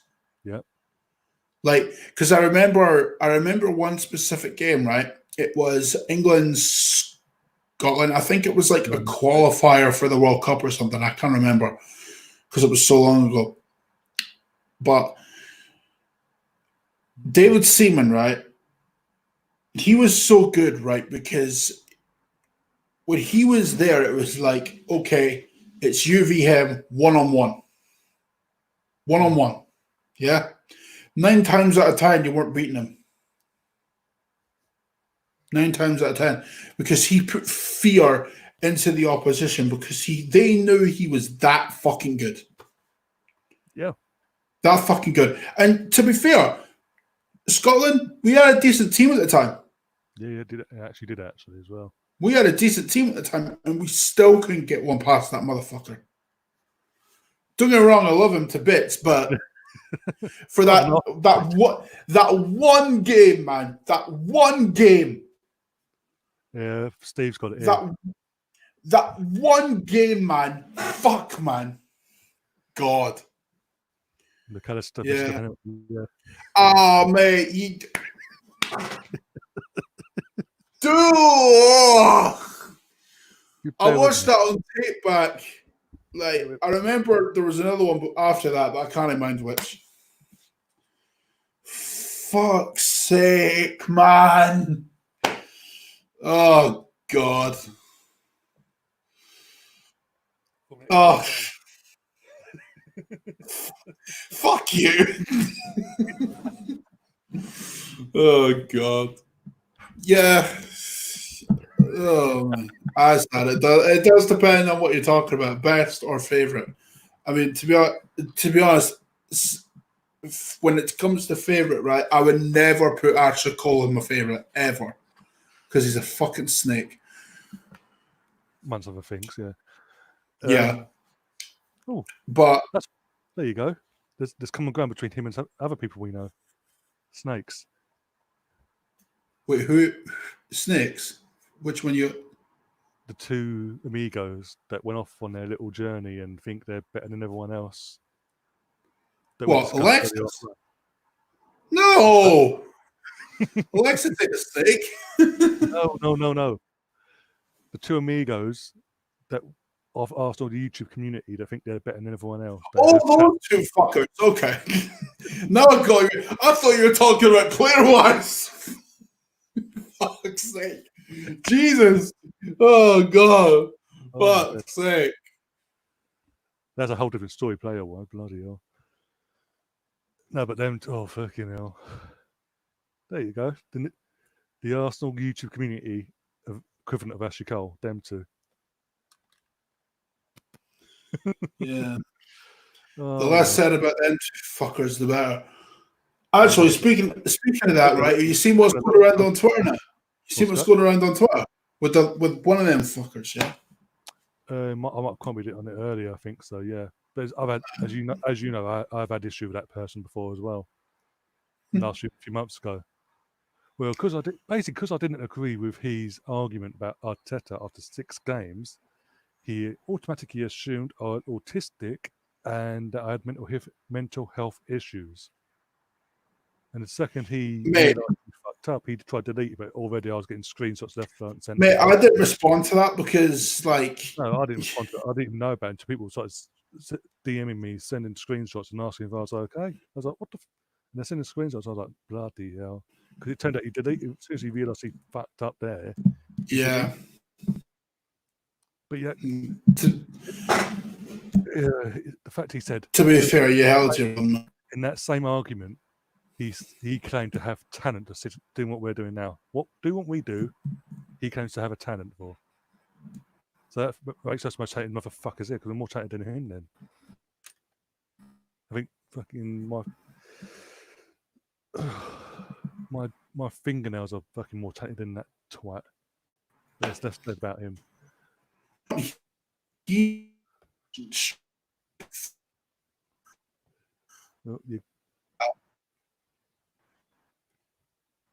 You're frozen, I think. Oh, yeah, you're frozen.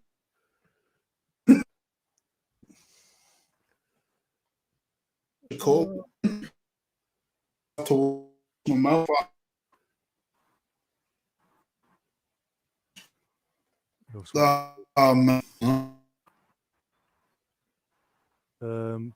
Colin, just to, you know, you're sort of cutting out and freeze framing. At my end.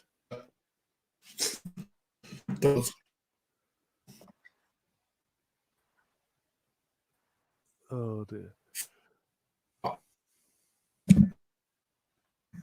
Whilst sorting that out.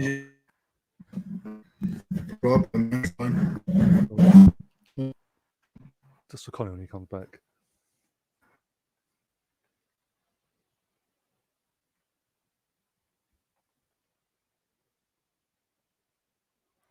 Right, let's see what happens.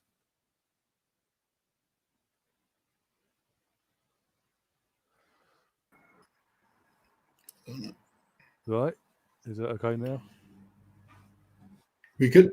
Yeah, you were saying before, because as soon as I said what I said, it sort of started going jittery, like he was in the fucking mainframe going, no, they can't say this about me, no. And then you were saying what you were saying, I couldn't hear a word of what you were saying. And we're gone again. Yay.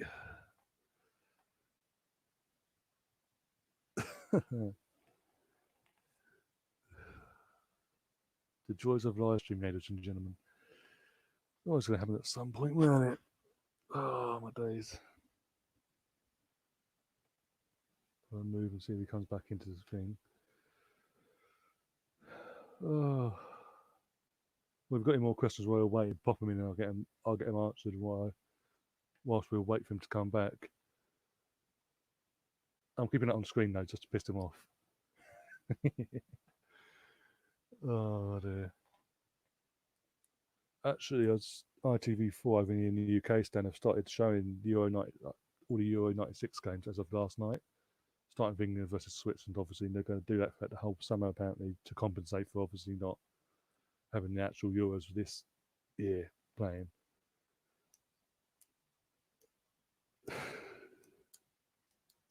There we go. Oh, fingers crossed. Right. And we're back. Fingers crossed. Touch wood, people. Is it working now? At the moment, yes. I'm touching wood though. Just make sure. Good. So you were saying before you was cut off by the gremlins in the system. I don't know. I forgot what I was on about now. Mr. Gunner. Can't say first name because that makes my screen crawl because I can't. Okay. I can't. Do you know what? Actually, let's just move on. I'm not talking about that fucker. I can't wait to see their faces when they see you're back on the scene. Oh, they ain't ready, man. They ain't ready. Oh shit. To be fair, one of them's blocked me anyway, so it doesn't really matter. I'll probably assume which one that is. Mate, let's be real. Let's be real. He's gonna watch because he always does. He's watching this now. Yeah, fucking hell. Last time he was on, he literally he didn't add a complaint in the comments. So, I thought you was better than this. I was like, oh, for fuck's sake. Fuck off, mate. Fuck off, mate. You're the ones doing it in the first. You're the one causing the aggro in the first place, you idiots. For doing exactly. How you were behaving. But anyway, back to the questions, bro. Do you think Arsenal can get top four when football if the football wave come back for this season? And how important is it to keep Pierre at the club? Do I think we can get top four when football comes back? It's unlikely, but stranger things have happened. Mathematically, we're still in. That's the thing. Yeah, mathematically, we've still got a chance. So it's just a case of capitalizing on others. So maybe I'm not going to say yes because I'm not. This is the thing. This is another headache Premier League and FA have all got because aside from first spot, everything else is literally not decided. It's like there's so like it's so tight with the top, I guess, between like 8 clubs, not including Man City because they're not in Champions League next season. I think Leicester have pretty much got it wrapped up though, but Chelsea could overtake them as well. So third's not sewn up for them yet. So, but how mad's that? Leicester back in the Champions League next season. Oh man! To be fair, that's only because the other bigger clubs, mate. That just shows you. Like, do you know what? Actually, do you know what? This is a big indictment of the league. Actually, right? People will say that. I've heard people say that the league's dead and that, which it is dead. But the biggest representation of how bad this league is now, Newcastle are 13th. Yep. 13th, bro. That's how bad the league is. They've got a bang average manager in Steve Bruce, and they're 13th. And bang average being polite about Steve Bruce. But Are you serious? Like, nah, that the league's gone, mate. League's gone. Gone for a while. Like, no matter what anyone says. And the thing we're kind of just getting lost in all this, the transfer market next season. I mean, whoever makes that big marquee signing first is going to set the trend for the rest of the window. Yeah. Yep. Like, and if the way Man United print money, if they go big on Sancho, right? Yeah. You think the transfer market's fucked now? Imagine Man United spending 200+ million on Jadon Sancho to start the window, and then it's proper fucked. There'll be no coming back. No. Football's dead. Football's dead. But on how important is it to keep Aubameyang? Very. Very. Right? Let's be real here. Let's be real. Yeah? Without Aubameyang, we'd be in the bottom three. Without a doubt. Yep. I dare anyone to refute that. Because you can't. You can try, but you'll ultimately fail. Oh, yeah. Fuck off, man. Oh, it's come up on your thing as well, is it? I think that's a League Gunner and Chick fan we've attracted. Oh, how bad! Go follow those frauds. Always get one of them. Yeah, you always get one. I don't give a fuck. Oh, days. They're saying that because that's thrown me off. We've got Steve coming back in a minute. I'm literally in the live chat on my phone. Here we go. Most overrated and underrated player of all time. Overrated. Do you know what? I would say Marcus Rashford for overrated. Just to piss people off. But no. Okay, most overrated. I'd say Wayne Rooney. Really? I can understand that because of how his career went. He went from literally being a striker to being a... Yeah, I'd say, like, the reason I'd say Wayne Rooney, right, it's not because of what he did at Man United, right? Because what he did at Man United, I mean, fantastic. But from an England point of view, aside from Euro 2004, where he lit up that entire tournament... It turns out he meant Arsenal. He did fuck all in tournaments. Like, he did fuck all. You know? He was always injured, that's why. He scored against fucking minnows and shit. Like, and people were saying, oh, Wayne Rooney has to be in the team. No, he fucking doesn't. You know? Remember, what was it, the World Cup 2000? Mind that World Cup, yeah? That World Cup in 2014, where Hodgson did the most stupid thing I've ever seen in my life, and he played Wayne Rooney on the left wing. The fuck was he doing? Roy Hodgson did many things that you could question, let's be honest. But that's the main one right there. Playing Wayne Rooney on the left. Putting your goal scoring on corners is one of them. Playing Vardy out wide. Fucking hell. Well, he has pace on the wing. It turns out Steve meant Arsenal overrated or underrated. Well, so let's go another route with this, right? Most overrated and underrated player of all time, right? And then to the Arsenal one. Yeah, can do, yeah. I mean, my overrated is Wayne Rooney, obviously. Underrated.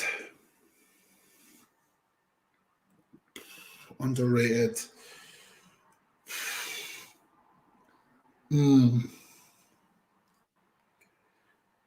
don't want to. Do you know what? Do you want to hear my? I'm gonna say PK. Okay. I can understand. Yeah, I can understand because obviously Barcelona lad. Look who's got in front of him. Like, seriously. Yeah. How much threat is he really under? There's one for you. Skulls apparently overrated.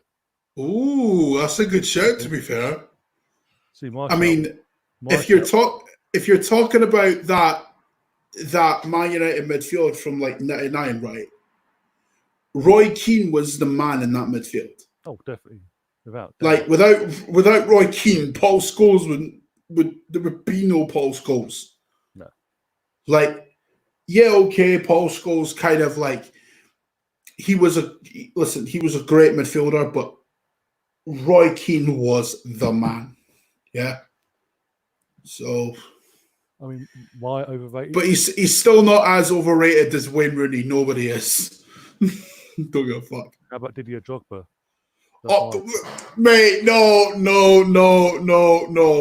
Drogba, no. Behind this, it took him a year and a half to adapt to this league, and he did what he did here.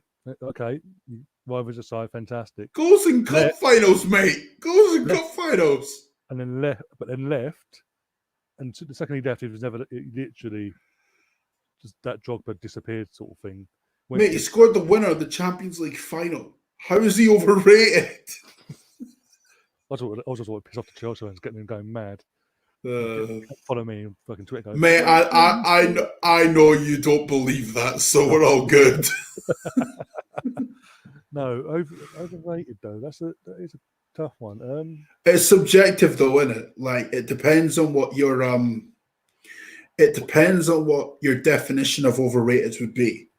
Like, because my definition would be has all the hype in the world and doesn't do anything.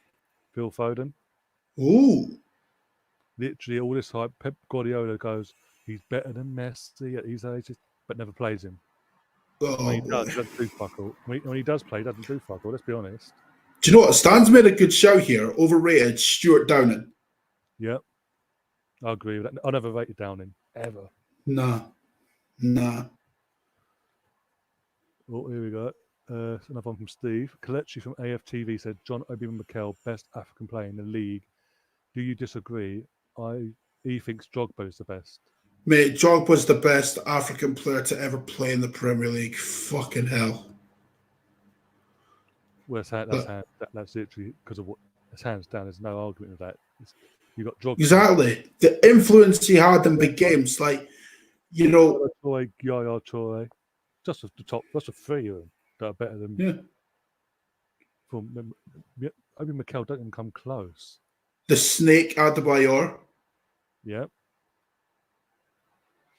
Like, who was the other one? Oh, even now, Aubameyang. Oh yeah. Wait, is he it?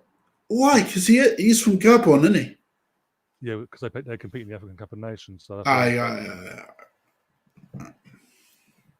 otherwise, yeah. Mahrez as well. Because again, competing in the African Nations. He won player of the season, didn't he? Yeah. So yeah. Underrated. Underrated. As far as underrated goes, that's tough because there's so many players that you think, yeah, they're underrated, but that's without doubt, though, this one. Yeah, Stan, that's easy, man. Like, at least with me, I went with like an outside shot. Okay. Underrated. Here's one from Chris. Oh, without doubt, man. Without doubt. And what really rounded it home at the time was when all the other Invincibles did leave and he was made captain. We saw. See, once he left, once he left, you had a void in the midfield. It's never been taken. That shows you how good he's been. It's only been filled recently with Lucas Torreira. Yeah. Like, that just shows you how good he was. And how long so, yeah, bro. 100% agree. 100% without doubt. You could even throw in Lauren as well. Underrated. Oh, yeah. He doesn't get a lot of love, Lauren, man. As far as underrated of all time, it's tough though because it's like it's so subjective as to what like you're kind of what you're basing it off. Like at least with overrated, right? The reason I went with Rooney is because he's done fuck all in international tournaments, aside from Euro 2004. Yeah, and even then that was like no teams. Let's be honest, as you said before. Underrated. Do you know what? Right, I'm gonna go with someone who I'm gonna go the English route again. Right?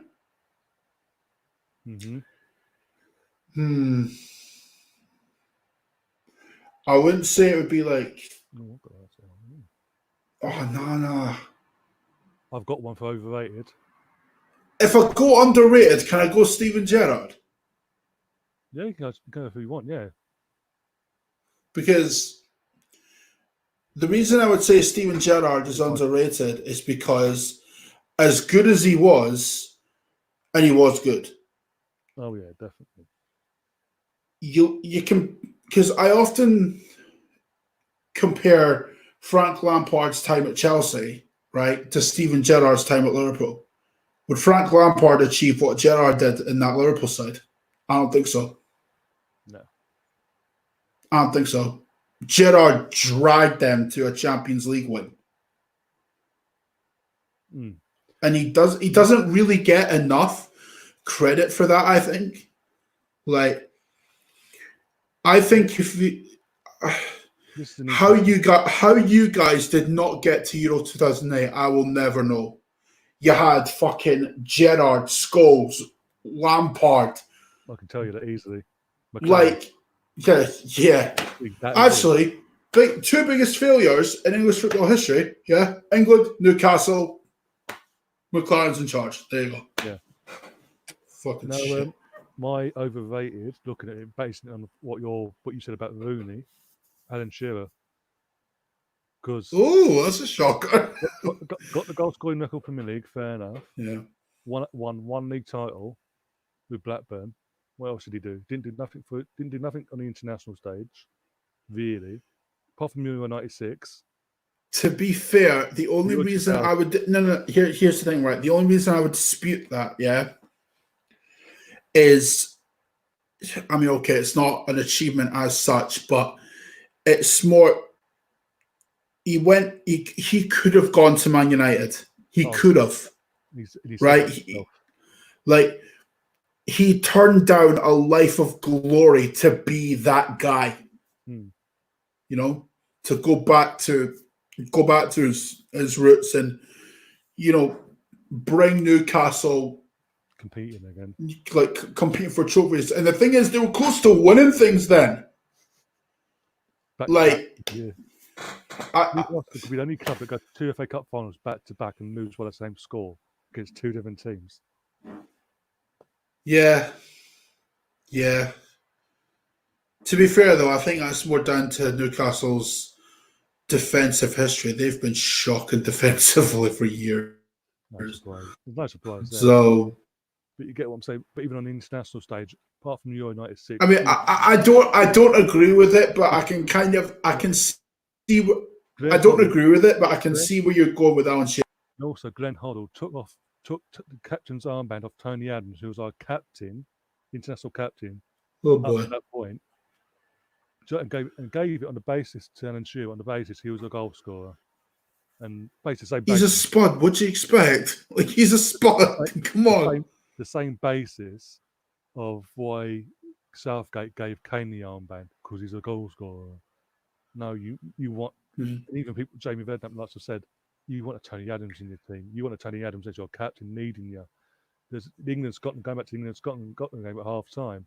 He's having some injection, like massive needle stabbed into his leg, and he's there, but he's not paying attention. He's literally he's given the biggest inspirational speech you could ever think of, according to Jamie Redknapp, and it inspired him even more to then do what they did. Sorry, but yeah.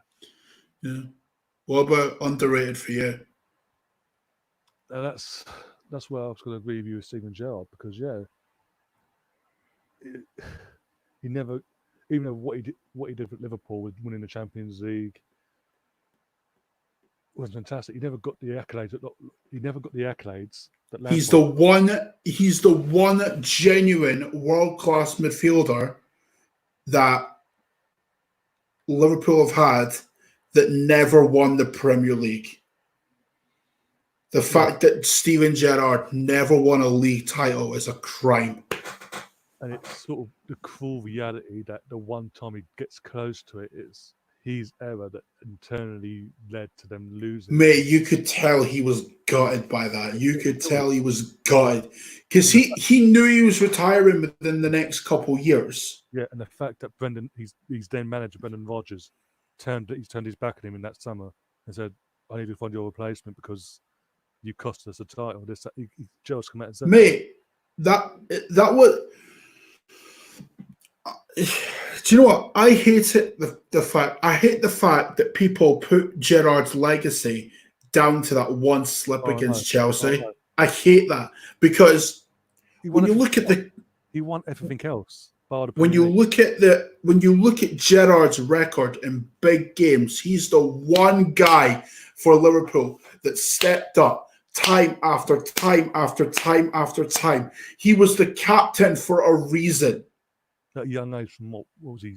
18, 19, we got given the armband as well. Exactly. Gerrard bleeds Liverpool, right? Say what you want about Steven Gerrard as a player, but he bleeds Liverpool. And it's that kind of player I would want for Arsenal.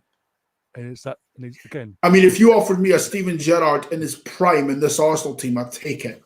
Fucking yeah. I think we all would, let's be honest. Although Stan's come up with a good shout, Jermaine Defoe. Yeah, but yeah, did put up on the screen before, Jermaine Defoe. Do you know what, right? I wouldn't say it was his Spurs run that makes him underrated, right?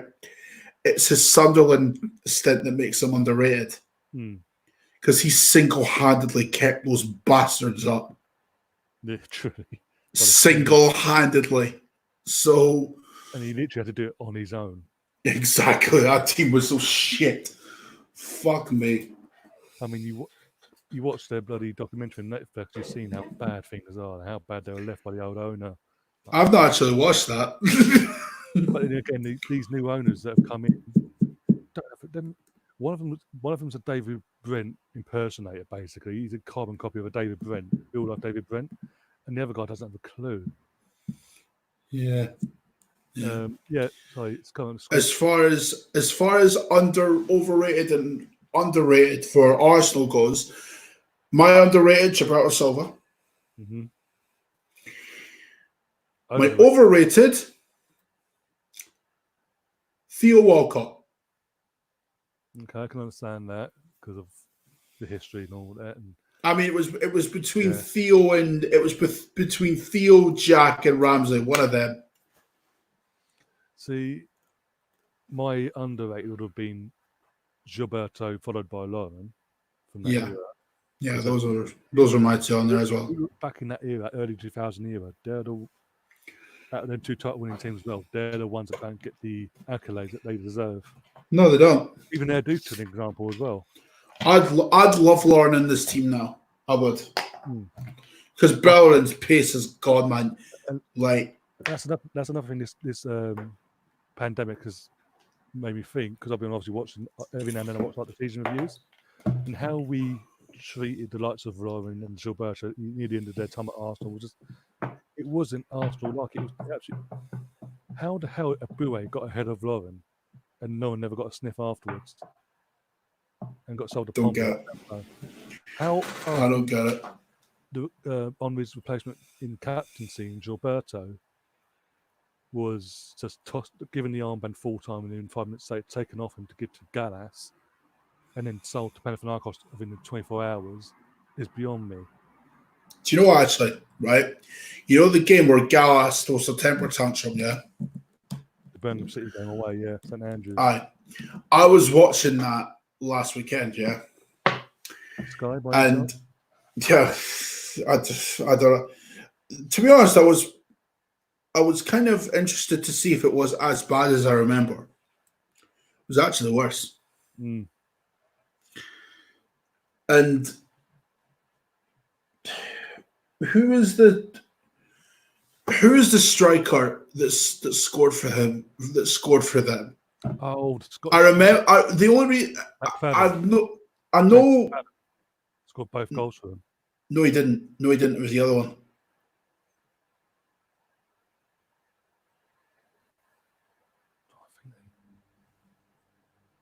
Because he scored the penalty. It was Nico somebody. Oh, I know you're about now. Zigic, that's it. That's the one. Yeah, because I remember. It's, you know what, right? Like with that, I'm just like, how the fuck did that happen? Like, I mean, the way I looked at it, yeah, was just And you know, he always used to score against me on FIFA as well. Every fucking time. That's why every fucking time. Like I couldn't stop him. He was 2011's version of Ashley Barnes. Oh my days. Exactly. Fucking shit. Oh dear.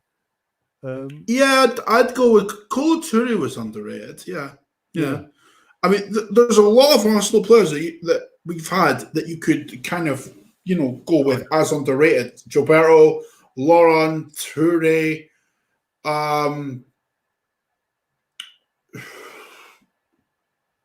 Lundberg, maybe. Because Perez was kind of the main man on that side. So yeah. I'm trying to think, but overrated though. That's the hard one though.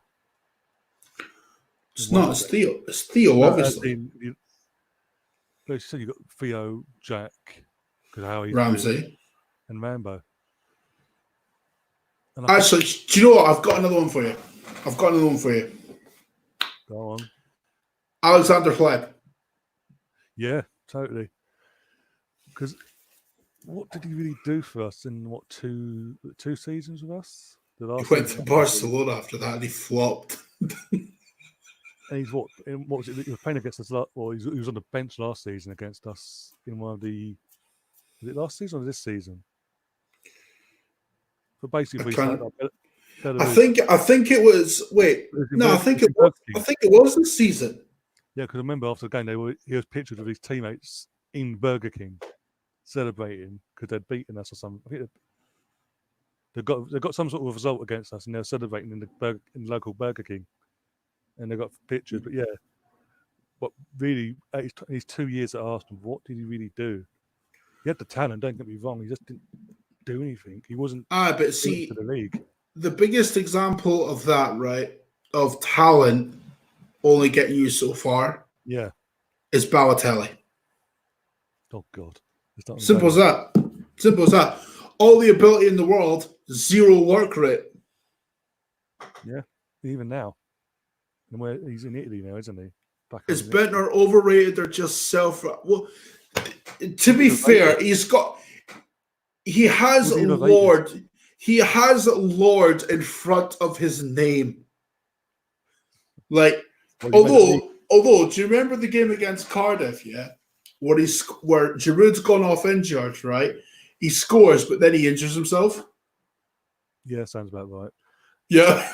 Do you remember that? Because I was just like, that was around January 6 years ago. That was the third, I think now, when we had. Because it was like we were top of the 13-14 season. Because we were top of the league. Yeah. I think it was either City or Liverpool that were behind us. I can't remember which, but it would have been. I think now. I think it might have been Liverpool actually. I can't remember. Either way, but Liverpool won, Chelsea won, and City won. Yeah, and we were drawing 0-0 at Cardiff, and it was like 89 minutes, and then Bentner comes on and scores a tap in. And he injures himself by going round the back of the goal. Yeah, I remember it now. Oh my days! I remember the build-up they did for the 2011 Cup final, and he was like, after I scored that goal in the semi-final against Ipswich at home, all I could see was pictures of me holding that trophy. I was like, oh my God, no! And then obviously we look up in there. I'm just like, then he went to Wolfsburg and. That's it. Yeah. Game over. Juventus actually. He actually won a title with Unelka at Juventus. He was on loan at Juventus when he was still with us, wasn't he? Yeah. It's fucking hell. I'm going to stick the light on it. It's fucking dark as bollocks in here. Welcome to my world. Fuck's sake, man. The electrics in this house are fucking annoying, but I can't do that. Didn't realise how fucking dark it was. Jesus. I mean, another one from Chris. What about Kolo Touré for one of the most underrated? You touched on that before. Yeah. I'd say went to right midfield. I'd say that. And then moved to centre back. I'm trying to think there's another. Because if you remember, Kolo Touré was at the club the time that we had Campbell and Keown as our three choices. Yeah.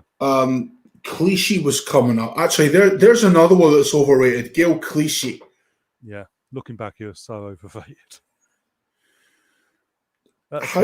Why did Man City want him? Fucking hell. Because he played for. The reason Man City wanted him because he played for Arsenal and he played a particular way that of which they wanted to play in. Hence, mate, when they bought Gail Clichy, they had Mark Hughes as manager. Mark Hughes took Carlo Toy. He took Adebayor. Let's not cut the cunt. Do you remember? Mate, this actually still ends me up.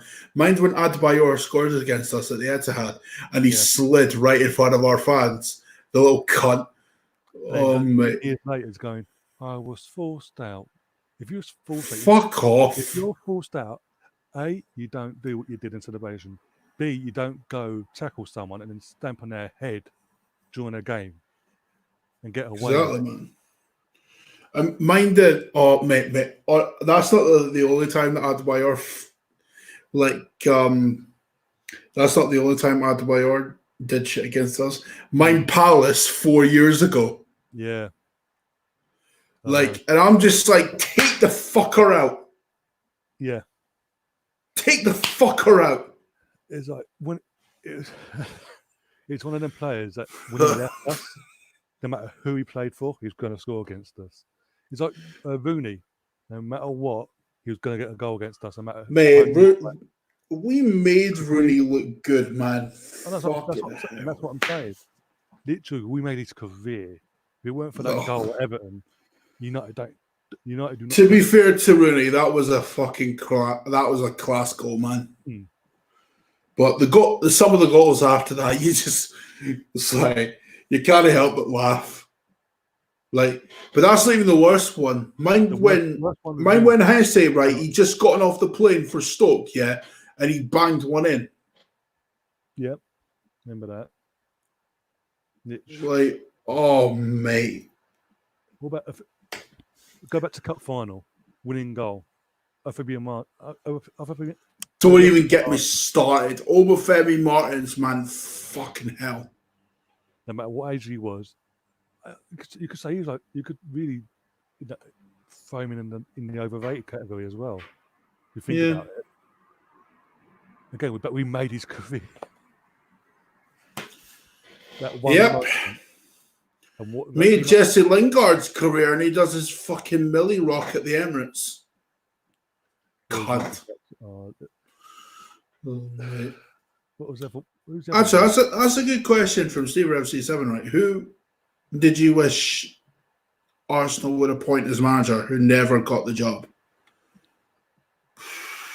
Don't know. First. Yeah. I mean, at the moment, I could throw a leg. In terms of, the mind would go to Jurgen Klopp, right? But that's the obvious one. The obvious one is Jurgen Klopp, obviously. There's managers that have been touted as to say, because do you remember when fans were pushing Owen Coyle as manager? Oh God, no. Do you remember that? I still remember that because he was he was manager of St. Johnstone at the time. Yeah, that's it. And then he moved to Bolton that same season, and he flopped. The only reason people were looking at him is because of what he did for Saints, because they were shocking. But previously, before he was appointed, then he went to Bolton. When he went to Bolton, he flopped like a dead fish, mate. Seriously, he was fucking wank.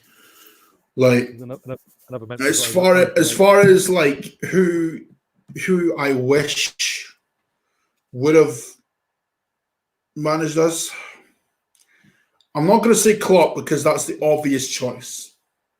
What about Johan Cruyff? No. I'm going more recent. Rafa Benitez.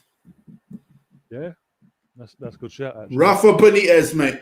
When he left Real Madrid, well, no, not when he left Real Madrid, right? Way before. Wait. Because he left Napoli. We should have gotten him then. Yeah. When he left Napoli, bang. Rafa Benitez rocks up at the Emirates. Boom, done. Two good shouts, Di Maria and Juan Sebastian. Di Maria, I wouldn't say is overrated. I would just say Di Maria was mismanaged by Van Gaal. What about Juan Sebastian Ferran here from Stan? It's poor. Like, terrible. Yeah, that's what he's saying. They had Keenan Scholes. What they signing Veron for? South American market, I'm assuming. Here's the funny thing, right? See, Sir Alex made some weird signings back in the day. He did. He did. He had James Rodriguez offered to him for $400,000, and he turned him down. Yeah.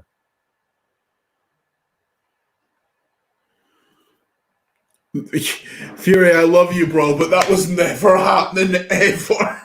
That was never happening. We can dream. We can all, do the financial takeover on FIFA. Get loads of money in. Give them fucking Giroud as a fucking swap. Yeah. I mean, I'm rolling back the years, but that's the only way that happens, man. The only way that happens. If you do it on FIFA or Football Manager. And even on Football Manager, it doesn't fucking happen because he's gone on... Actually, no. I'm going to check how much he's on. I'm checking how much he's on. He might be retired in my current save. I don't know. Oh, dear. I don't know. Because in the current save I've got, yeah, Mbappe's at Barcelona and he's on $400,000 a week. Jesus Christ. Messi's 35 and he's still on that. It's fucking retire, God damn it. Oh God. Do you know that wasn't even the weird thing? Alexis Sanchez was 36, I think it was, and he was still on $400,000. What, Man United still? Yeah, they couldn't fucking get rid of it. Retirement now. Retirement FC. Mate, fucking joke. Oh days. Imagine that if they keep Alexis till he's 36. Fucking hell. Would you say Harry Maguire underrated or overrated?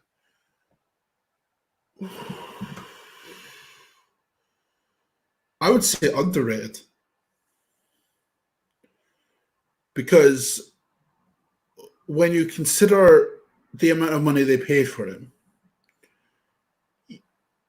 you can't really read into transfer fees too much because it's all overinflated bullshit. Right? But with Harry Maguire, because I seen this actually, I seen the stats earlier today, yeah, and apparently, Harry Maguire has been just as good as Van Dijk was in his first season for Liverpool. Okay. But because it's Harry Maguire, people think he's a flop. Because he's English, because he's not a foreign name. Exactly. Only behind that in the English league. Okay. And the only reason that Van Dijk gets the plaudits, right? Listen, I'm not crucifying. I'm not crucifying Van Dijk. I think he's a fantastic defender, but Harry Maguire has been just as good. In fact, this is just comparing the two this season, right? Harry Maguire, 15 blocks. Van Dijk, 11. Harry Maguire, 53 interceptions. Van Dijk, 30. Yeah. Tackle success. Van Dijk, 54%. Harry Maguire, 62%. And they've had the same amount of games as each other. There you go. So Harry Maguire is not a flop. He's No. not overrated, and he's not a flop. He's done well. Here's another And one. to be honest with you, if we could get, honestly, if we had Harry Maguire in this team, he would be. That would have been a brilliant signing. I'd have been all for it. Here's another one from Steve. What was your favourite Henry goal for Arsenal and Bergkamp goal for Arsenal? Easy. Henry's goal against Man United when Barthez is in goal and he chips it over the Man United midfield. But Hybe easy. What is it? Easy. As far as Bergkamp goes, easy one. Newcastle. That's Newcastle. Like that. Those goals are picture perfect, mate. You're not. Nah. Both goals. And what makes Bergkamp's one even better is when Bergkamp describes it and says that Perez overhit the pass and he had to. He did. And in that sense, you're saying, well, you've made the best of a bad scenario. He did as well. He overhit it, didn't he? Yeah. But that showed the class and technical ability of Bergkamp that he made a great situation out of a bad, terrible pass, basically, an overhit pass. He managed to have the ability to do what he did, no matter who that was, Dabizas or not. He's still got to fucking try and be able to pull it off. Got to have something about it to pull that off. And you get past Dabizas, you've got then Shay Given to pass the ball through. Who, again, loved playing against Arsenal, apparently, because every time he played against us, he had fucking blinders. Oh, Shay Given. Henry,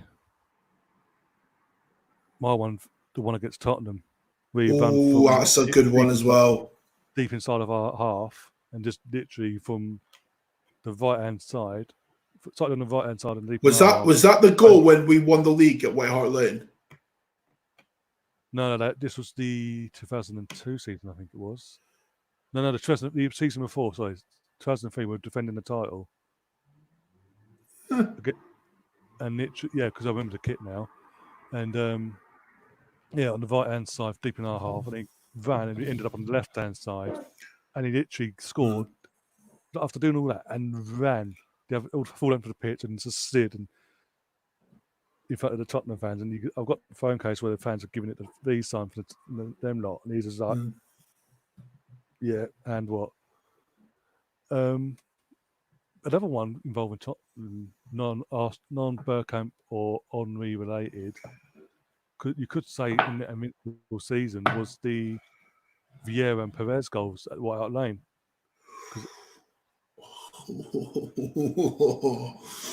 Oh man, that's what I'm saying. The downfall we've gone from. We had a banging team, man. Like you could argue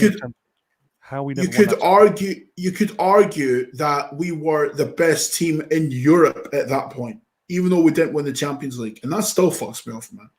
How the fuck we didn't win the Champions League with that side?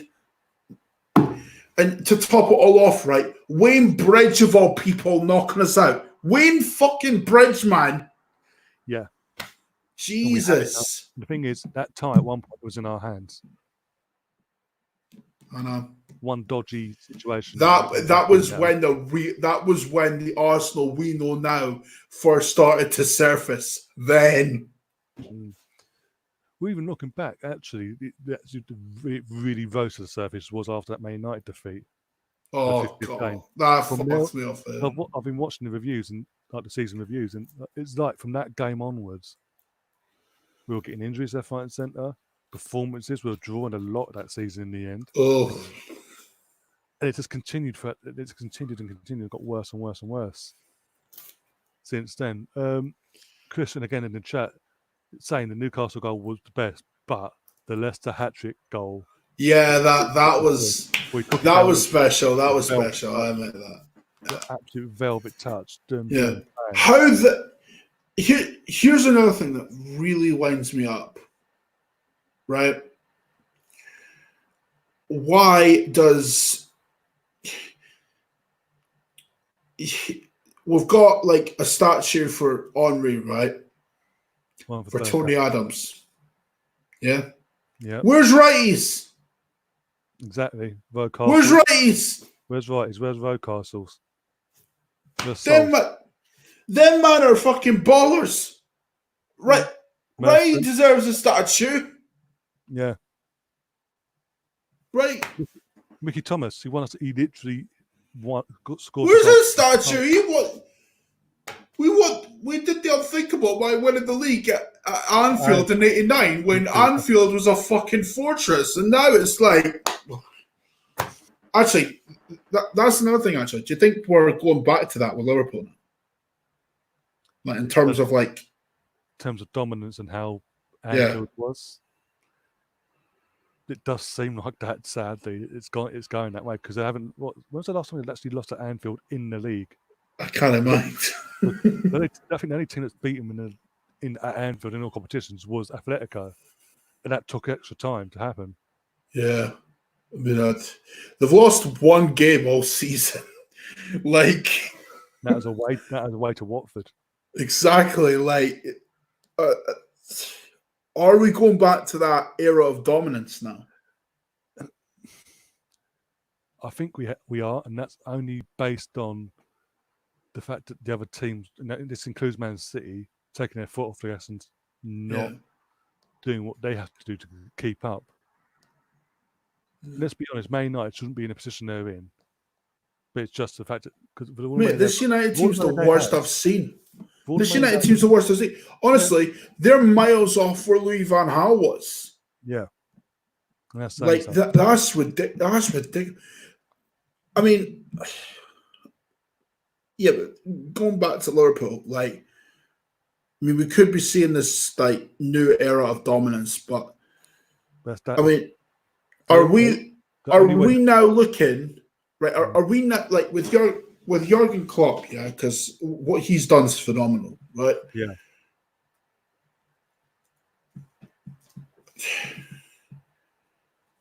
Are we now looking at the guy that could be like the second guy below Ferguson? Like, obviously he's not now because he's not won a league title yet, but potentially he could be. If he wins league title after league title after league title, like, because competes in Europe, if he wins, like, for instance, if he wins 4 on the bounce, I mean, would we be looking at the guy that's like just under Fergie? I'd say so. I'd say even if he was competing in Europe as well at the same time and winning another 2, at least another 2 European titles of that, you could actually say he could push him for the top spot. Fuck. Because why did we get Klopp, man? Fuck. Because people didn't want to step down and our board was too soft at the time. Probably the board forward. Probably Stats DNA. No, it wasn't the board. No. Board. No. Because if you remember, Wenger wasn't doing too bad around that time. Right? It was hit and miss. Yeah. He was hit and miss, but we weren't winning trophies, but we were still putting in good performances consistently, right? I know consistently in Arsenal, they just don't go together. Not nowadays, anyway. But I honestly think there was a section of fans that didn't want Jurgen Klopp, and they were like, "No, if we get Klopp, you'll regret it."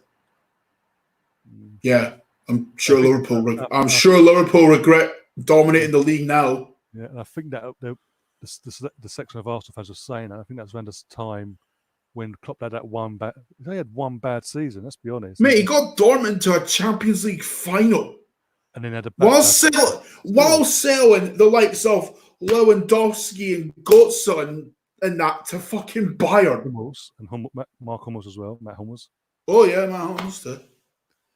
As well. The only ones really that he kept before he left Dortmund was Gundogan and Royce. Literally, and then Gundogan. I think Royce is still at Dortmund actually. Yeah, I think he's club captain. I think. Fucking hell, that's loyal. There's some loyalty in football. Actually, do you think Royce is overrated? I'll say yeah, actually, because apart from his Dortmund, when he plays for Dortmund, And even nowadays, you don't really hear much of him at Dortmund. No, like because he always, because at least when he was in his prime, yeah, he would always get linked to like Real Madrid and fucking and us, and Chelsea and us and United. You hear none of that now. Yeah, when you hear Dortmund now, it's Sancho, the Sancho show. Yeah. So yeah, because thinking about it, actually, I was going to say, Chris again mentions Bergkamp's goal against Argentina in '98. Oh. And he puts Bergkamp on the underrated bracket. Do you know what? I'd agree with that, right? Because I mean, he's the only player to score. There is no player. There is no player that has. There's no player, right, that has even come close to what Bergkamp was on any level. We all thought Ozil was going to step into that role, but he didn't. He flopped. Found that out the hard way. Yeah. Do you know what, actually, like, do you think we kind of put too much emphasis on the past, like, with our ex-players in that? Like, because we expect our current crop to kind of grow into these roles, like with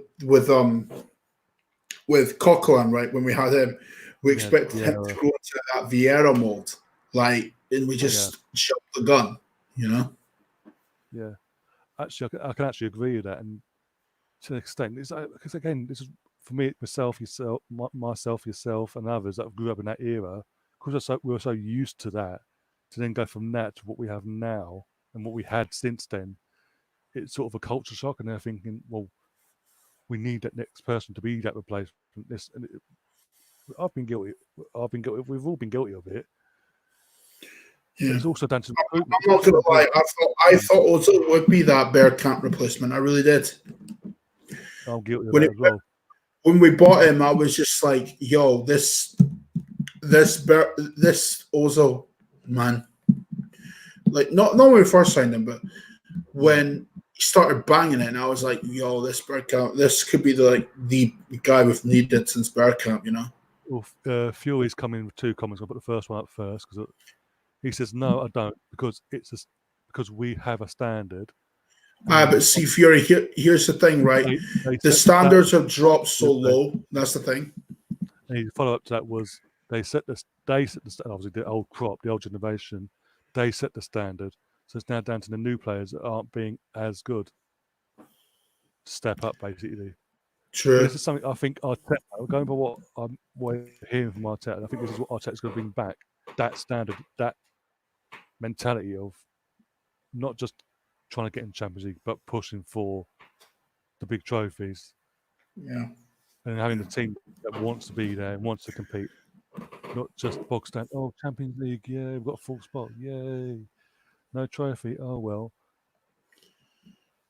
He's, as you said earlier, he wants to change the culture, and I'm liking what he's saying, and I'm happy to give him the chance and give him the time. Unlike other people after 6 games, slagging him off left, right, and centre. But anyway, that's a whole different show. Some people after 1 game. Yeah, that's a whole different show. We're gonna actually, like, go on. Like, I mean, do you think like 06 was like? I don't really care. Do you think 06 was like the opportunity for Wenger to kind of like move on then? Like, do you think if we had won the Champions League then, right? Do you think he would have moved on and kind of, we would have like held him in a different light, as a hero who took us to greatness, like Invincibles, and won the Champions League and all that? I think if we'd won the Champions League, he would have done one more season just to defend the title, but also do that first season at the Emirates, and then obviously from second, and then I think he would have gone in 07. with Dave. When Do you think if he had done that, we would have heralded him as a hero? Oh, definitely, without doubt. Because back then we were competing. We would have won. He literally would have won us everything by the league. Can't think of called it, but at that time he would have gone out on the ultimate high, and at a time when the club was competing. Yeah. At a high I'm not gonna lie, mate. During that time, I loved him. Definitely. Like he was like at that point, right? He was the granddad that you looked up to, like that you kind of molded your life after.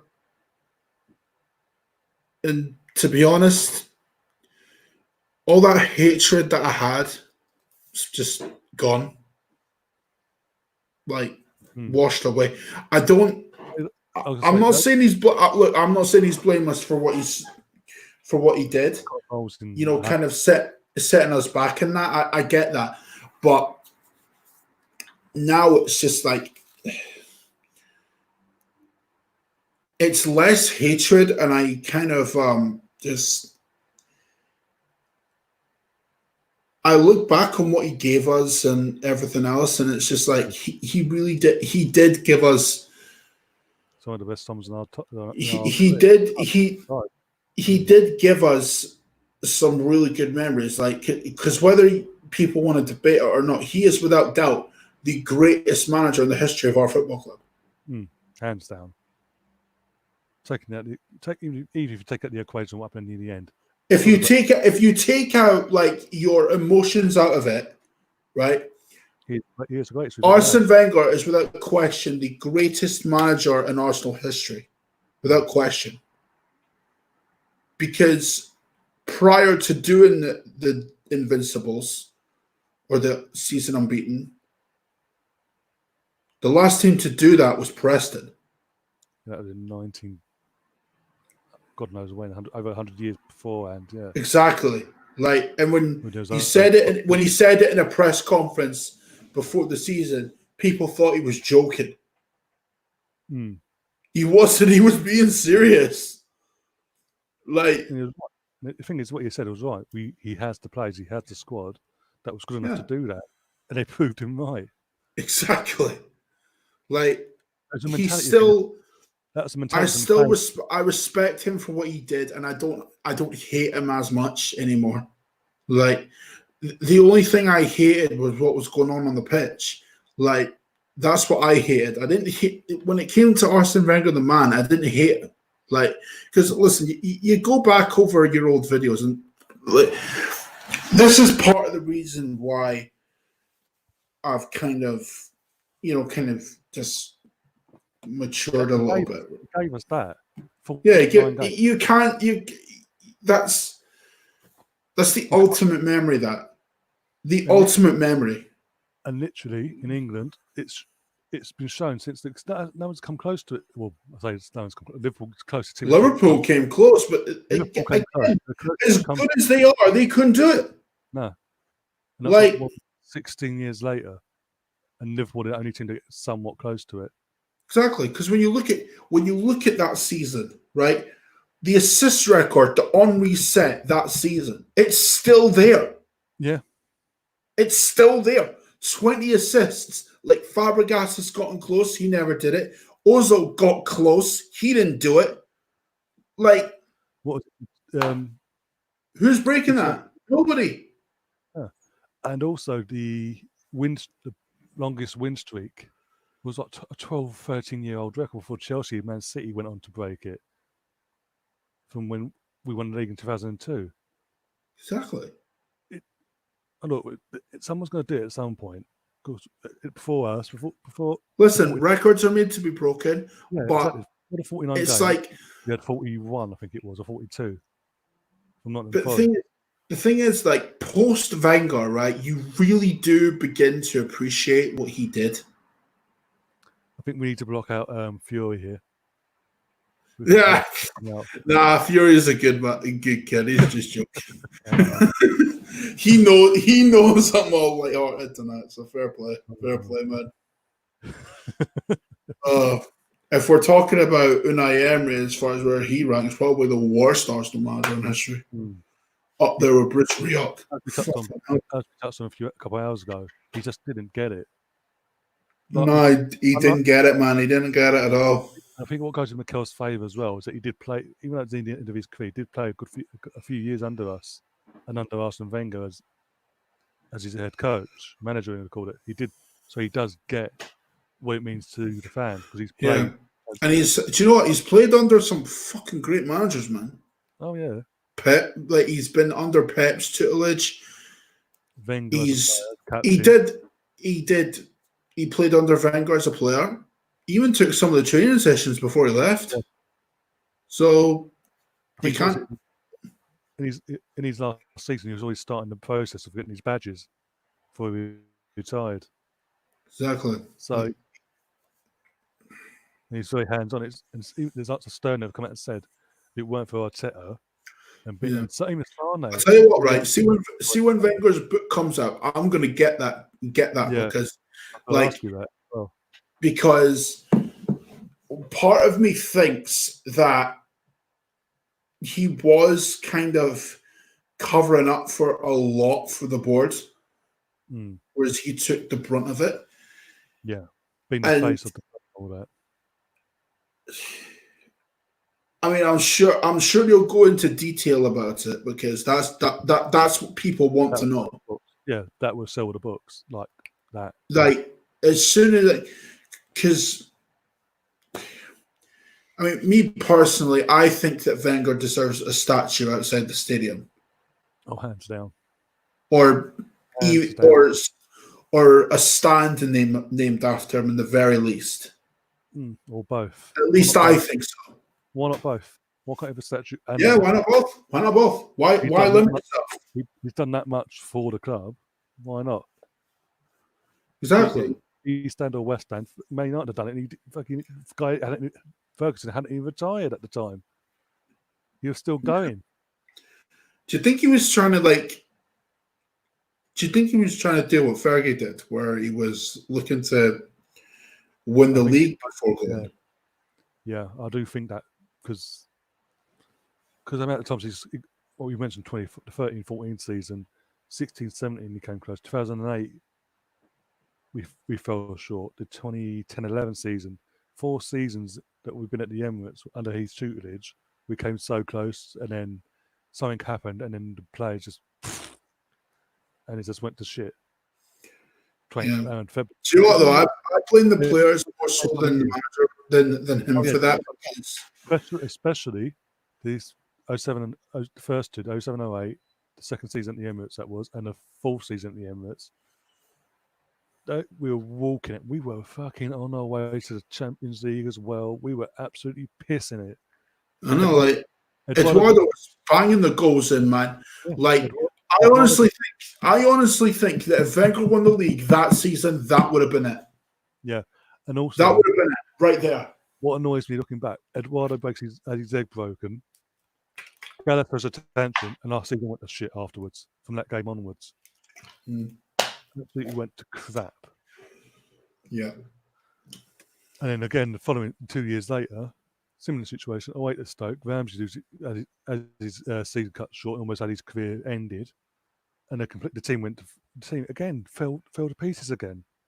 It's sort of there's a mentality of the players, and it just I don't get why, because under the old guard, so to speak, the golden generation as we see them now, that wouldn't happen if a player got injured.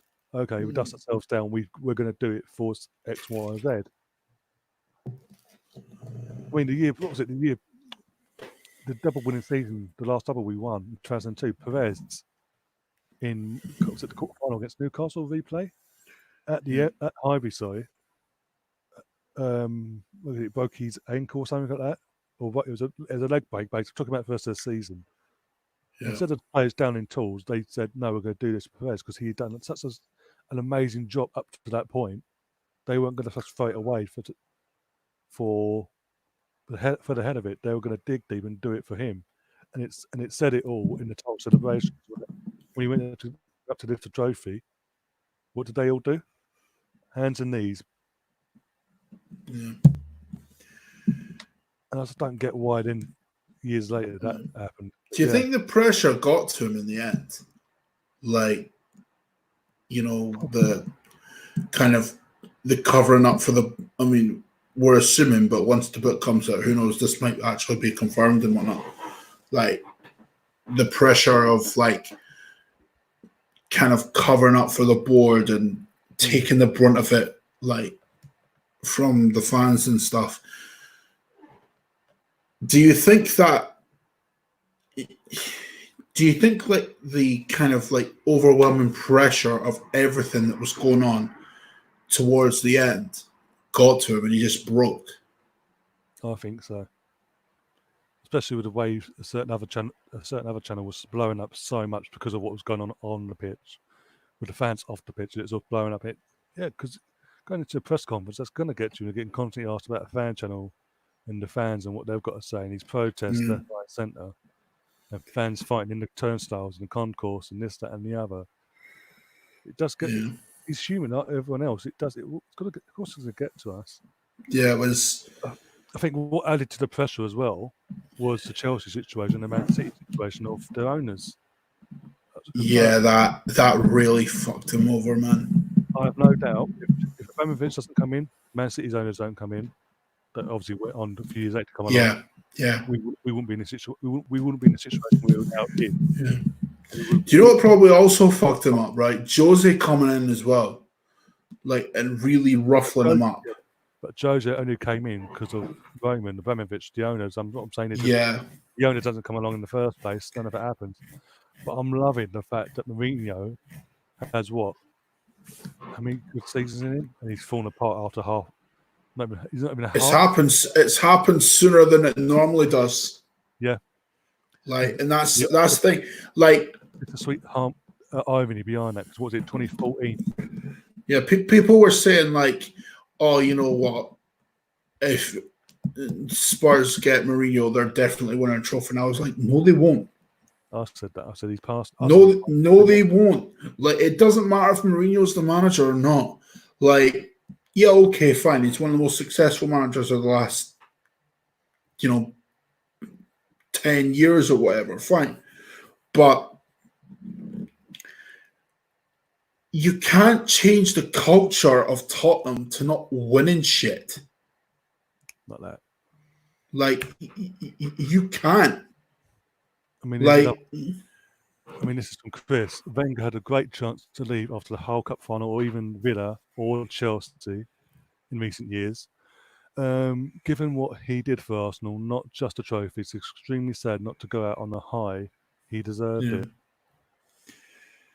To be honest, though, like, I mean, with the whole cup final, I honestly think he wanted to leave,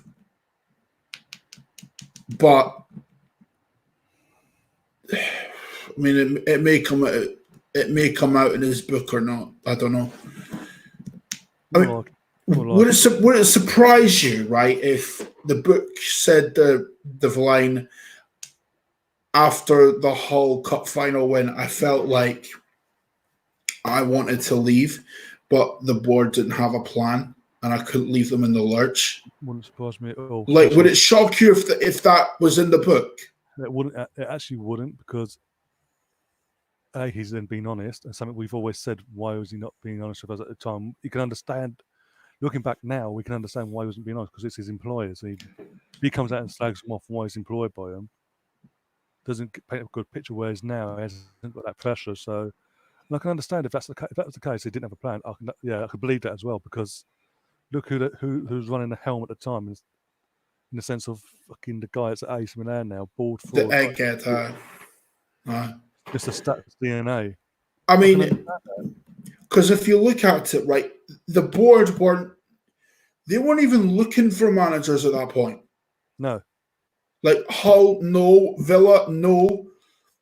Chelsea, maybe, but that's only because of like how the league went that season. How the league went, like if we got if Chelsea, no, the Chelsea Cup final was before that, wasn't it? Chelsea Cup final was 17. Yeah, 17. So I mean, He stayed on for another year.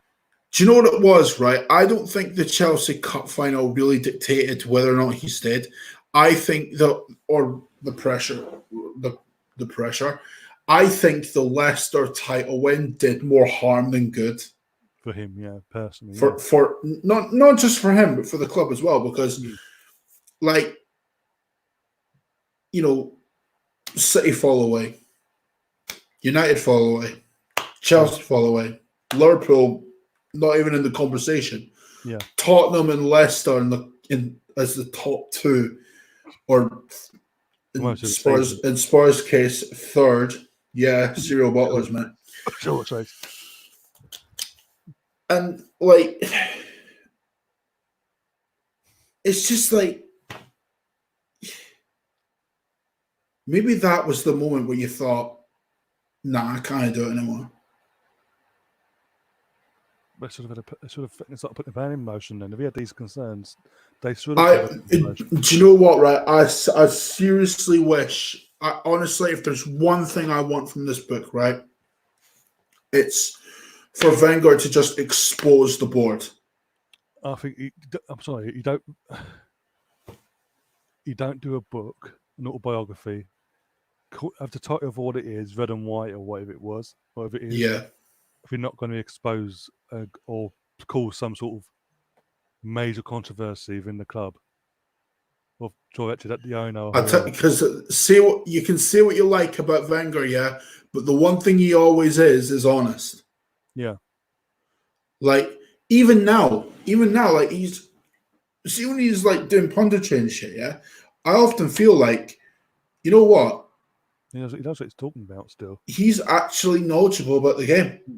Yeah. Like he's an intelligent human being. Yeah. Like, but the pressure of everything got to him. Like, because when you listen to him, you think, is this the same man that I used to idolize growing up? Or is this an imposter? Like, because if you remember before the Norwich game where he criticized the fans publicly, I don't know if he meant to do that. I think that was just pressure from everything that was happening. He could, obviously, as I said before, he couldn't take it out on the board because that's easy, or the club itself. Because I mean, had to vent out somewhere. Looking back on it, yeah, because I've watched that press conference a few times. You can literally see the frustration in his face. You can see it, like he's trying his best to hold it in. Like he's not fumbling over his words or anything like that. No. But honestly, if he could have said anything about the board then, I think he would have done. I think he would have done. We'll find out. We'll find out in October. Well, I'm definitely buying that shit. I'm waiting for the signed copies to go back on sale, so I can get myself a signed copy instead. Cost me more, but fuck it. But that's 20 minutes of signed copies going on sale, and with what they had sold out. Mate, that book will be sold out on day one. Guarantee it. Yep. Guarantee it. Because what the people are expecting, yeah, is for the board to be exposed, is to be like exposed in this book. And I'd be shocked if he didn't do that. If I was Ivan Gazidis, I'll be crapping myself in the next few months. Oh, imagine the egghead. Oh, that'll have a ripple effect across Milan as well. Yeah, because honestly, if Wenger exposes the egghead, yeah, what could happen? Right, the board at Milan will be thinking, "What the fuck do we do? You did that," and Gazidis will be like, So this is the guy. No.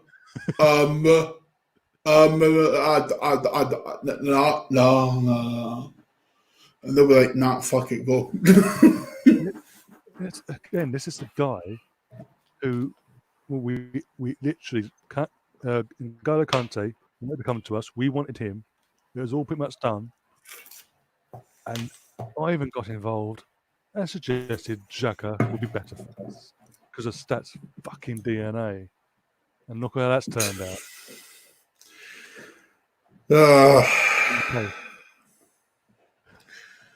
Yeah. I mean, because what was it? Because Wenger wanted Jamie Vardy as well, didn't he? Yeah, in 20 after Leicester won the title. Yeah, that summer. Yeah, he wanted Vardy and Mahrez and Kante. Yeah, what all three of them, and all three could have been done, but it's that DNA and all that, what their value would be worth, or whatever it was, what that fucking thing is. When did I say that, Stephen? It might have been an old review, mate. Stan doesn't think, or Stan and Chris both don't think it'll be It'll be Tello at all because it's not his style. Don't know about that. I remember Colin said best game at the Emirates, buying 2-0 home. This question for you, Ryan. What's your That was probably an old review that I've not found yet. Because it's been games since, because you've been. I don't know. You've got to reveal it before we go off. But you haven't been on the Arsenal side of. Oh, so it was an old review because it was like it was when I was on with Tops. That was like an Arsenal and Chill thing I did, maybe. More likely, and there's been games since where you haven't done any. You haven't been doing your own things, basically. So that might. Yeah. Okay, if that's the case, has that changed since then for you? No. Okay. No. There's been good games in between there, but there's nothing at sort of that level because we shut Bayern out that entire game. Yeah, and listen, the ones that pop to mind, yeah, are Chelsea, Spurs, and United. But yeah. Would you not throw Barcelona in the equation when we beat them 2-1 in the first leg? Arsenal in.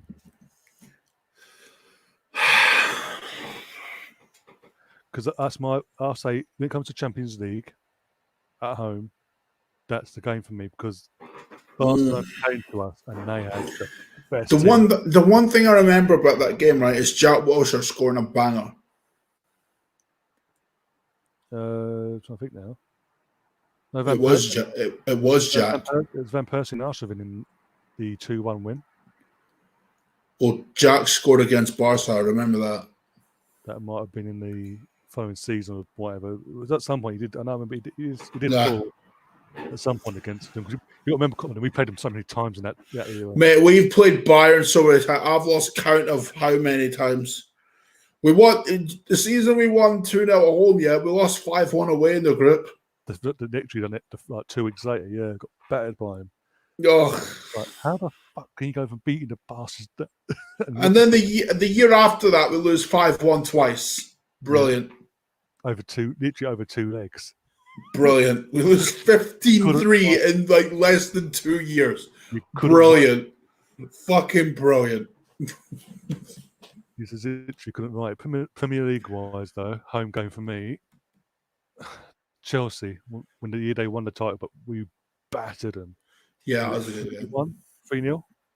3-0, I think it was.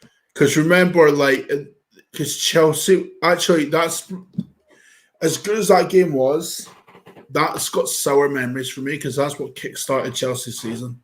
Yeah, Steve said it was when you had Tops on your channel. Yeah, it was Arsenal channel, mate. Yeah. I don't know, Chris. I think he's going to spill the beans, man. I really do. Yeah, that's what I'm saying. If he doesn't, I'll be pissed, but I'll still respect him. So you don't really support calling it red and white and all that. You're not. There isn't an element of something coming out. Yeah, unless it's Smithers who's writing it for him. I can piss off then. Yeah. I'm buying it then. Anyway, we've been going for nearly 3 hours, mate. I'm fucking dead, man. Yeah, I've got to go and have something to eat. I didn't know it'd be this long. To be fair though, you guys got some good entertainment out of it and good questions in there as well. Exactly, man. It's all chill, bro. It's all chill. And before we go, do you want to make your announcement to the world? Man. Well, in case you're not following me on Twitter, lads, which I don't know why you wouldn't be, but just in case, just in case. See Watch 91. Ryan will do me a solid. I'll put that in the description, right? Yeah. Right? Yeah. But Much Arsenal, as of next season, right? Because I'm not doing it this season because it's just it's pointless, right? So nah.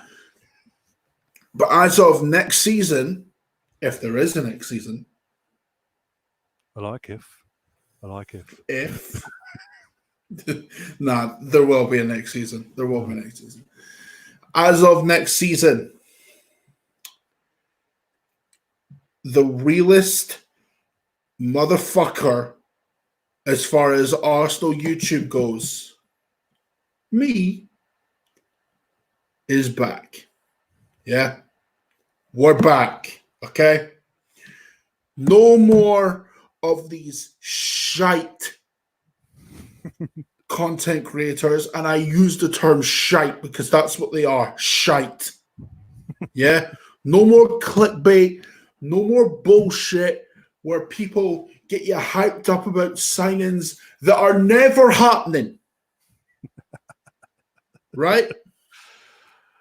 Remember Lamar? Where's Lamar? There you go. Where's Kante? Where's Kante, right? Where's Mahrez? Where's Jamie Vardy? Never happening. Yeah? But long story short, lads, I'm back dissecting the Arsenal the only way I can. The only way I can. All right? Ryan and Alex have been holding down the fort long enough. We've had to. As you said, there's other idiots out there. Too many idiots. They've been holding down the fort long enough. We need some help. Now it's time for the king to reclaim his throne. Actually, before I forget. Oh, God. Before I forget.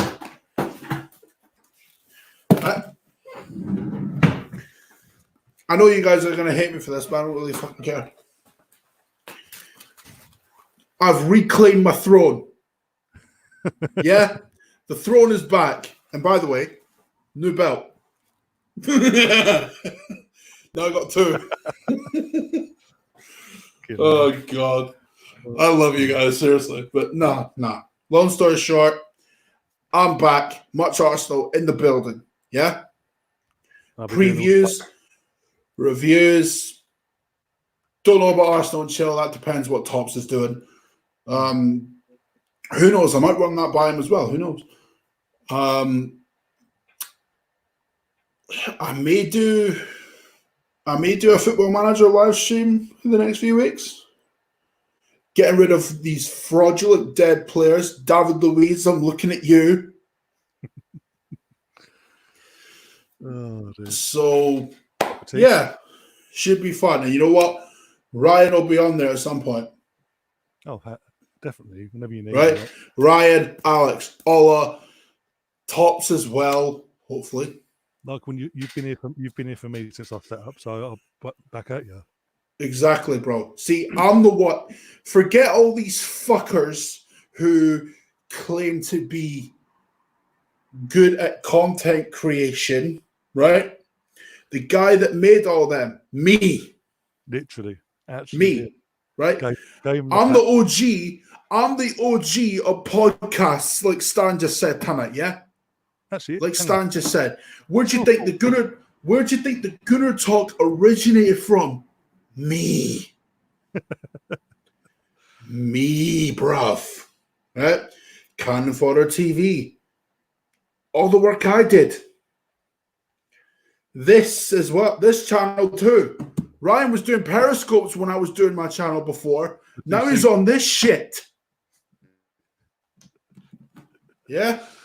Oh, to be fair, you're at the time, even for a while, you was the only person having me on your channel while I was doing my Periscope stuff. The only reason I did Periscope at the time was to build up my confidence to do things like this. Exactly. And you know what? The reason you asked me for help on that was because of what I was doing at the time. So it's like, we're all good in here. Yeah. Don't worry, lads. I'm not going to bullshit you like other people do. All right, I'm not going to bullshit you. I'm not going to be honest with you. I'm just going to give you my opinion. If you like it, great. If you don't, go fuck yourself. So there you go. There'll be 2 people in their fan base coming after us, by the way. Oh, whoop-de fucking do. They can swing. They'll swing from a ball sack, mate. Literally, but as you said before, you literally gave them a platform. You made them. And look at I made them. Mate, the side bitch, no one knew who he fucking was. Until I came along. I was doing my shit from 2015. Yeah? No one knew who he was, fam. And you know who really got me? And you know what? Wasn't any of them lot that inspired me. It was someone who's not here anymore. Still a good mate of mine. I won't air him here because he's actually got some dirty laundry on about. But yeah, regardless of that, regardless of that, you guys deserve the best, and I'm going to give that to you. Okay. No one else around here. Yeah. No one else around here. Who knows? Raz may be on the channel every now and again. But you know what? You know what? As I'm signing off, you got Steve don't forget who runs this shit. Don't forget who runs it. Anyway, and on that, I'll see you later, man. I'm such a dickhead. I'm just going to start off anyway. On that note, I'll see you later. See you on Friday. Doing a quiz on Friday with you guys. There will be an Arsenal round, but it's going to be more football general. Yeah. Most of the panel's made up. We've got waiting on one person. And once I know, I'll be confirming that on Friday and back again. Friday. Mate, I just know watching that back, I'm just going to be like, what was I yappering on about? What was I yappering on about? I just know I'm going to be like that. Fuck's sake. Oh, God. If you haven't already, if you like what we've done tonight, 3 hours long, we've given you 3 hours of content, guys. Do subscribe. Hit the like 3 button. hours, bruv. That's dedication, mate. Exactly. In these dark times, we need some entertainment, and we've given you entertainment. So, Exactly. Banter, overrated footballers, underrated footballers, probably cringe outros, mad thing, you know? Back again. mate, Trips is sound, don't steal his. Oh no. I'm trying to get him on anyway at some point, but yeah. Hey, mate, swear down, yeah. You get no. Seriously, you get him on, yeah. Get me on as well, so I'll be banned. Oh, definitely. Literally, I've already planned out if I can get him on who I want on with us to make the show literally go. That will be banned. Anyway, later, boys. See you later.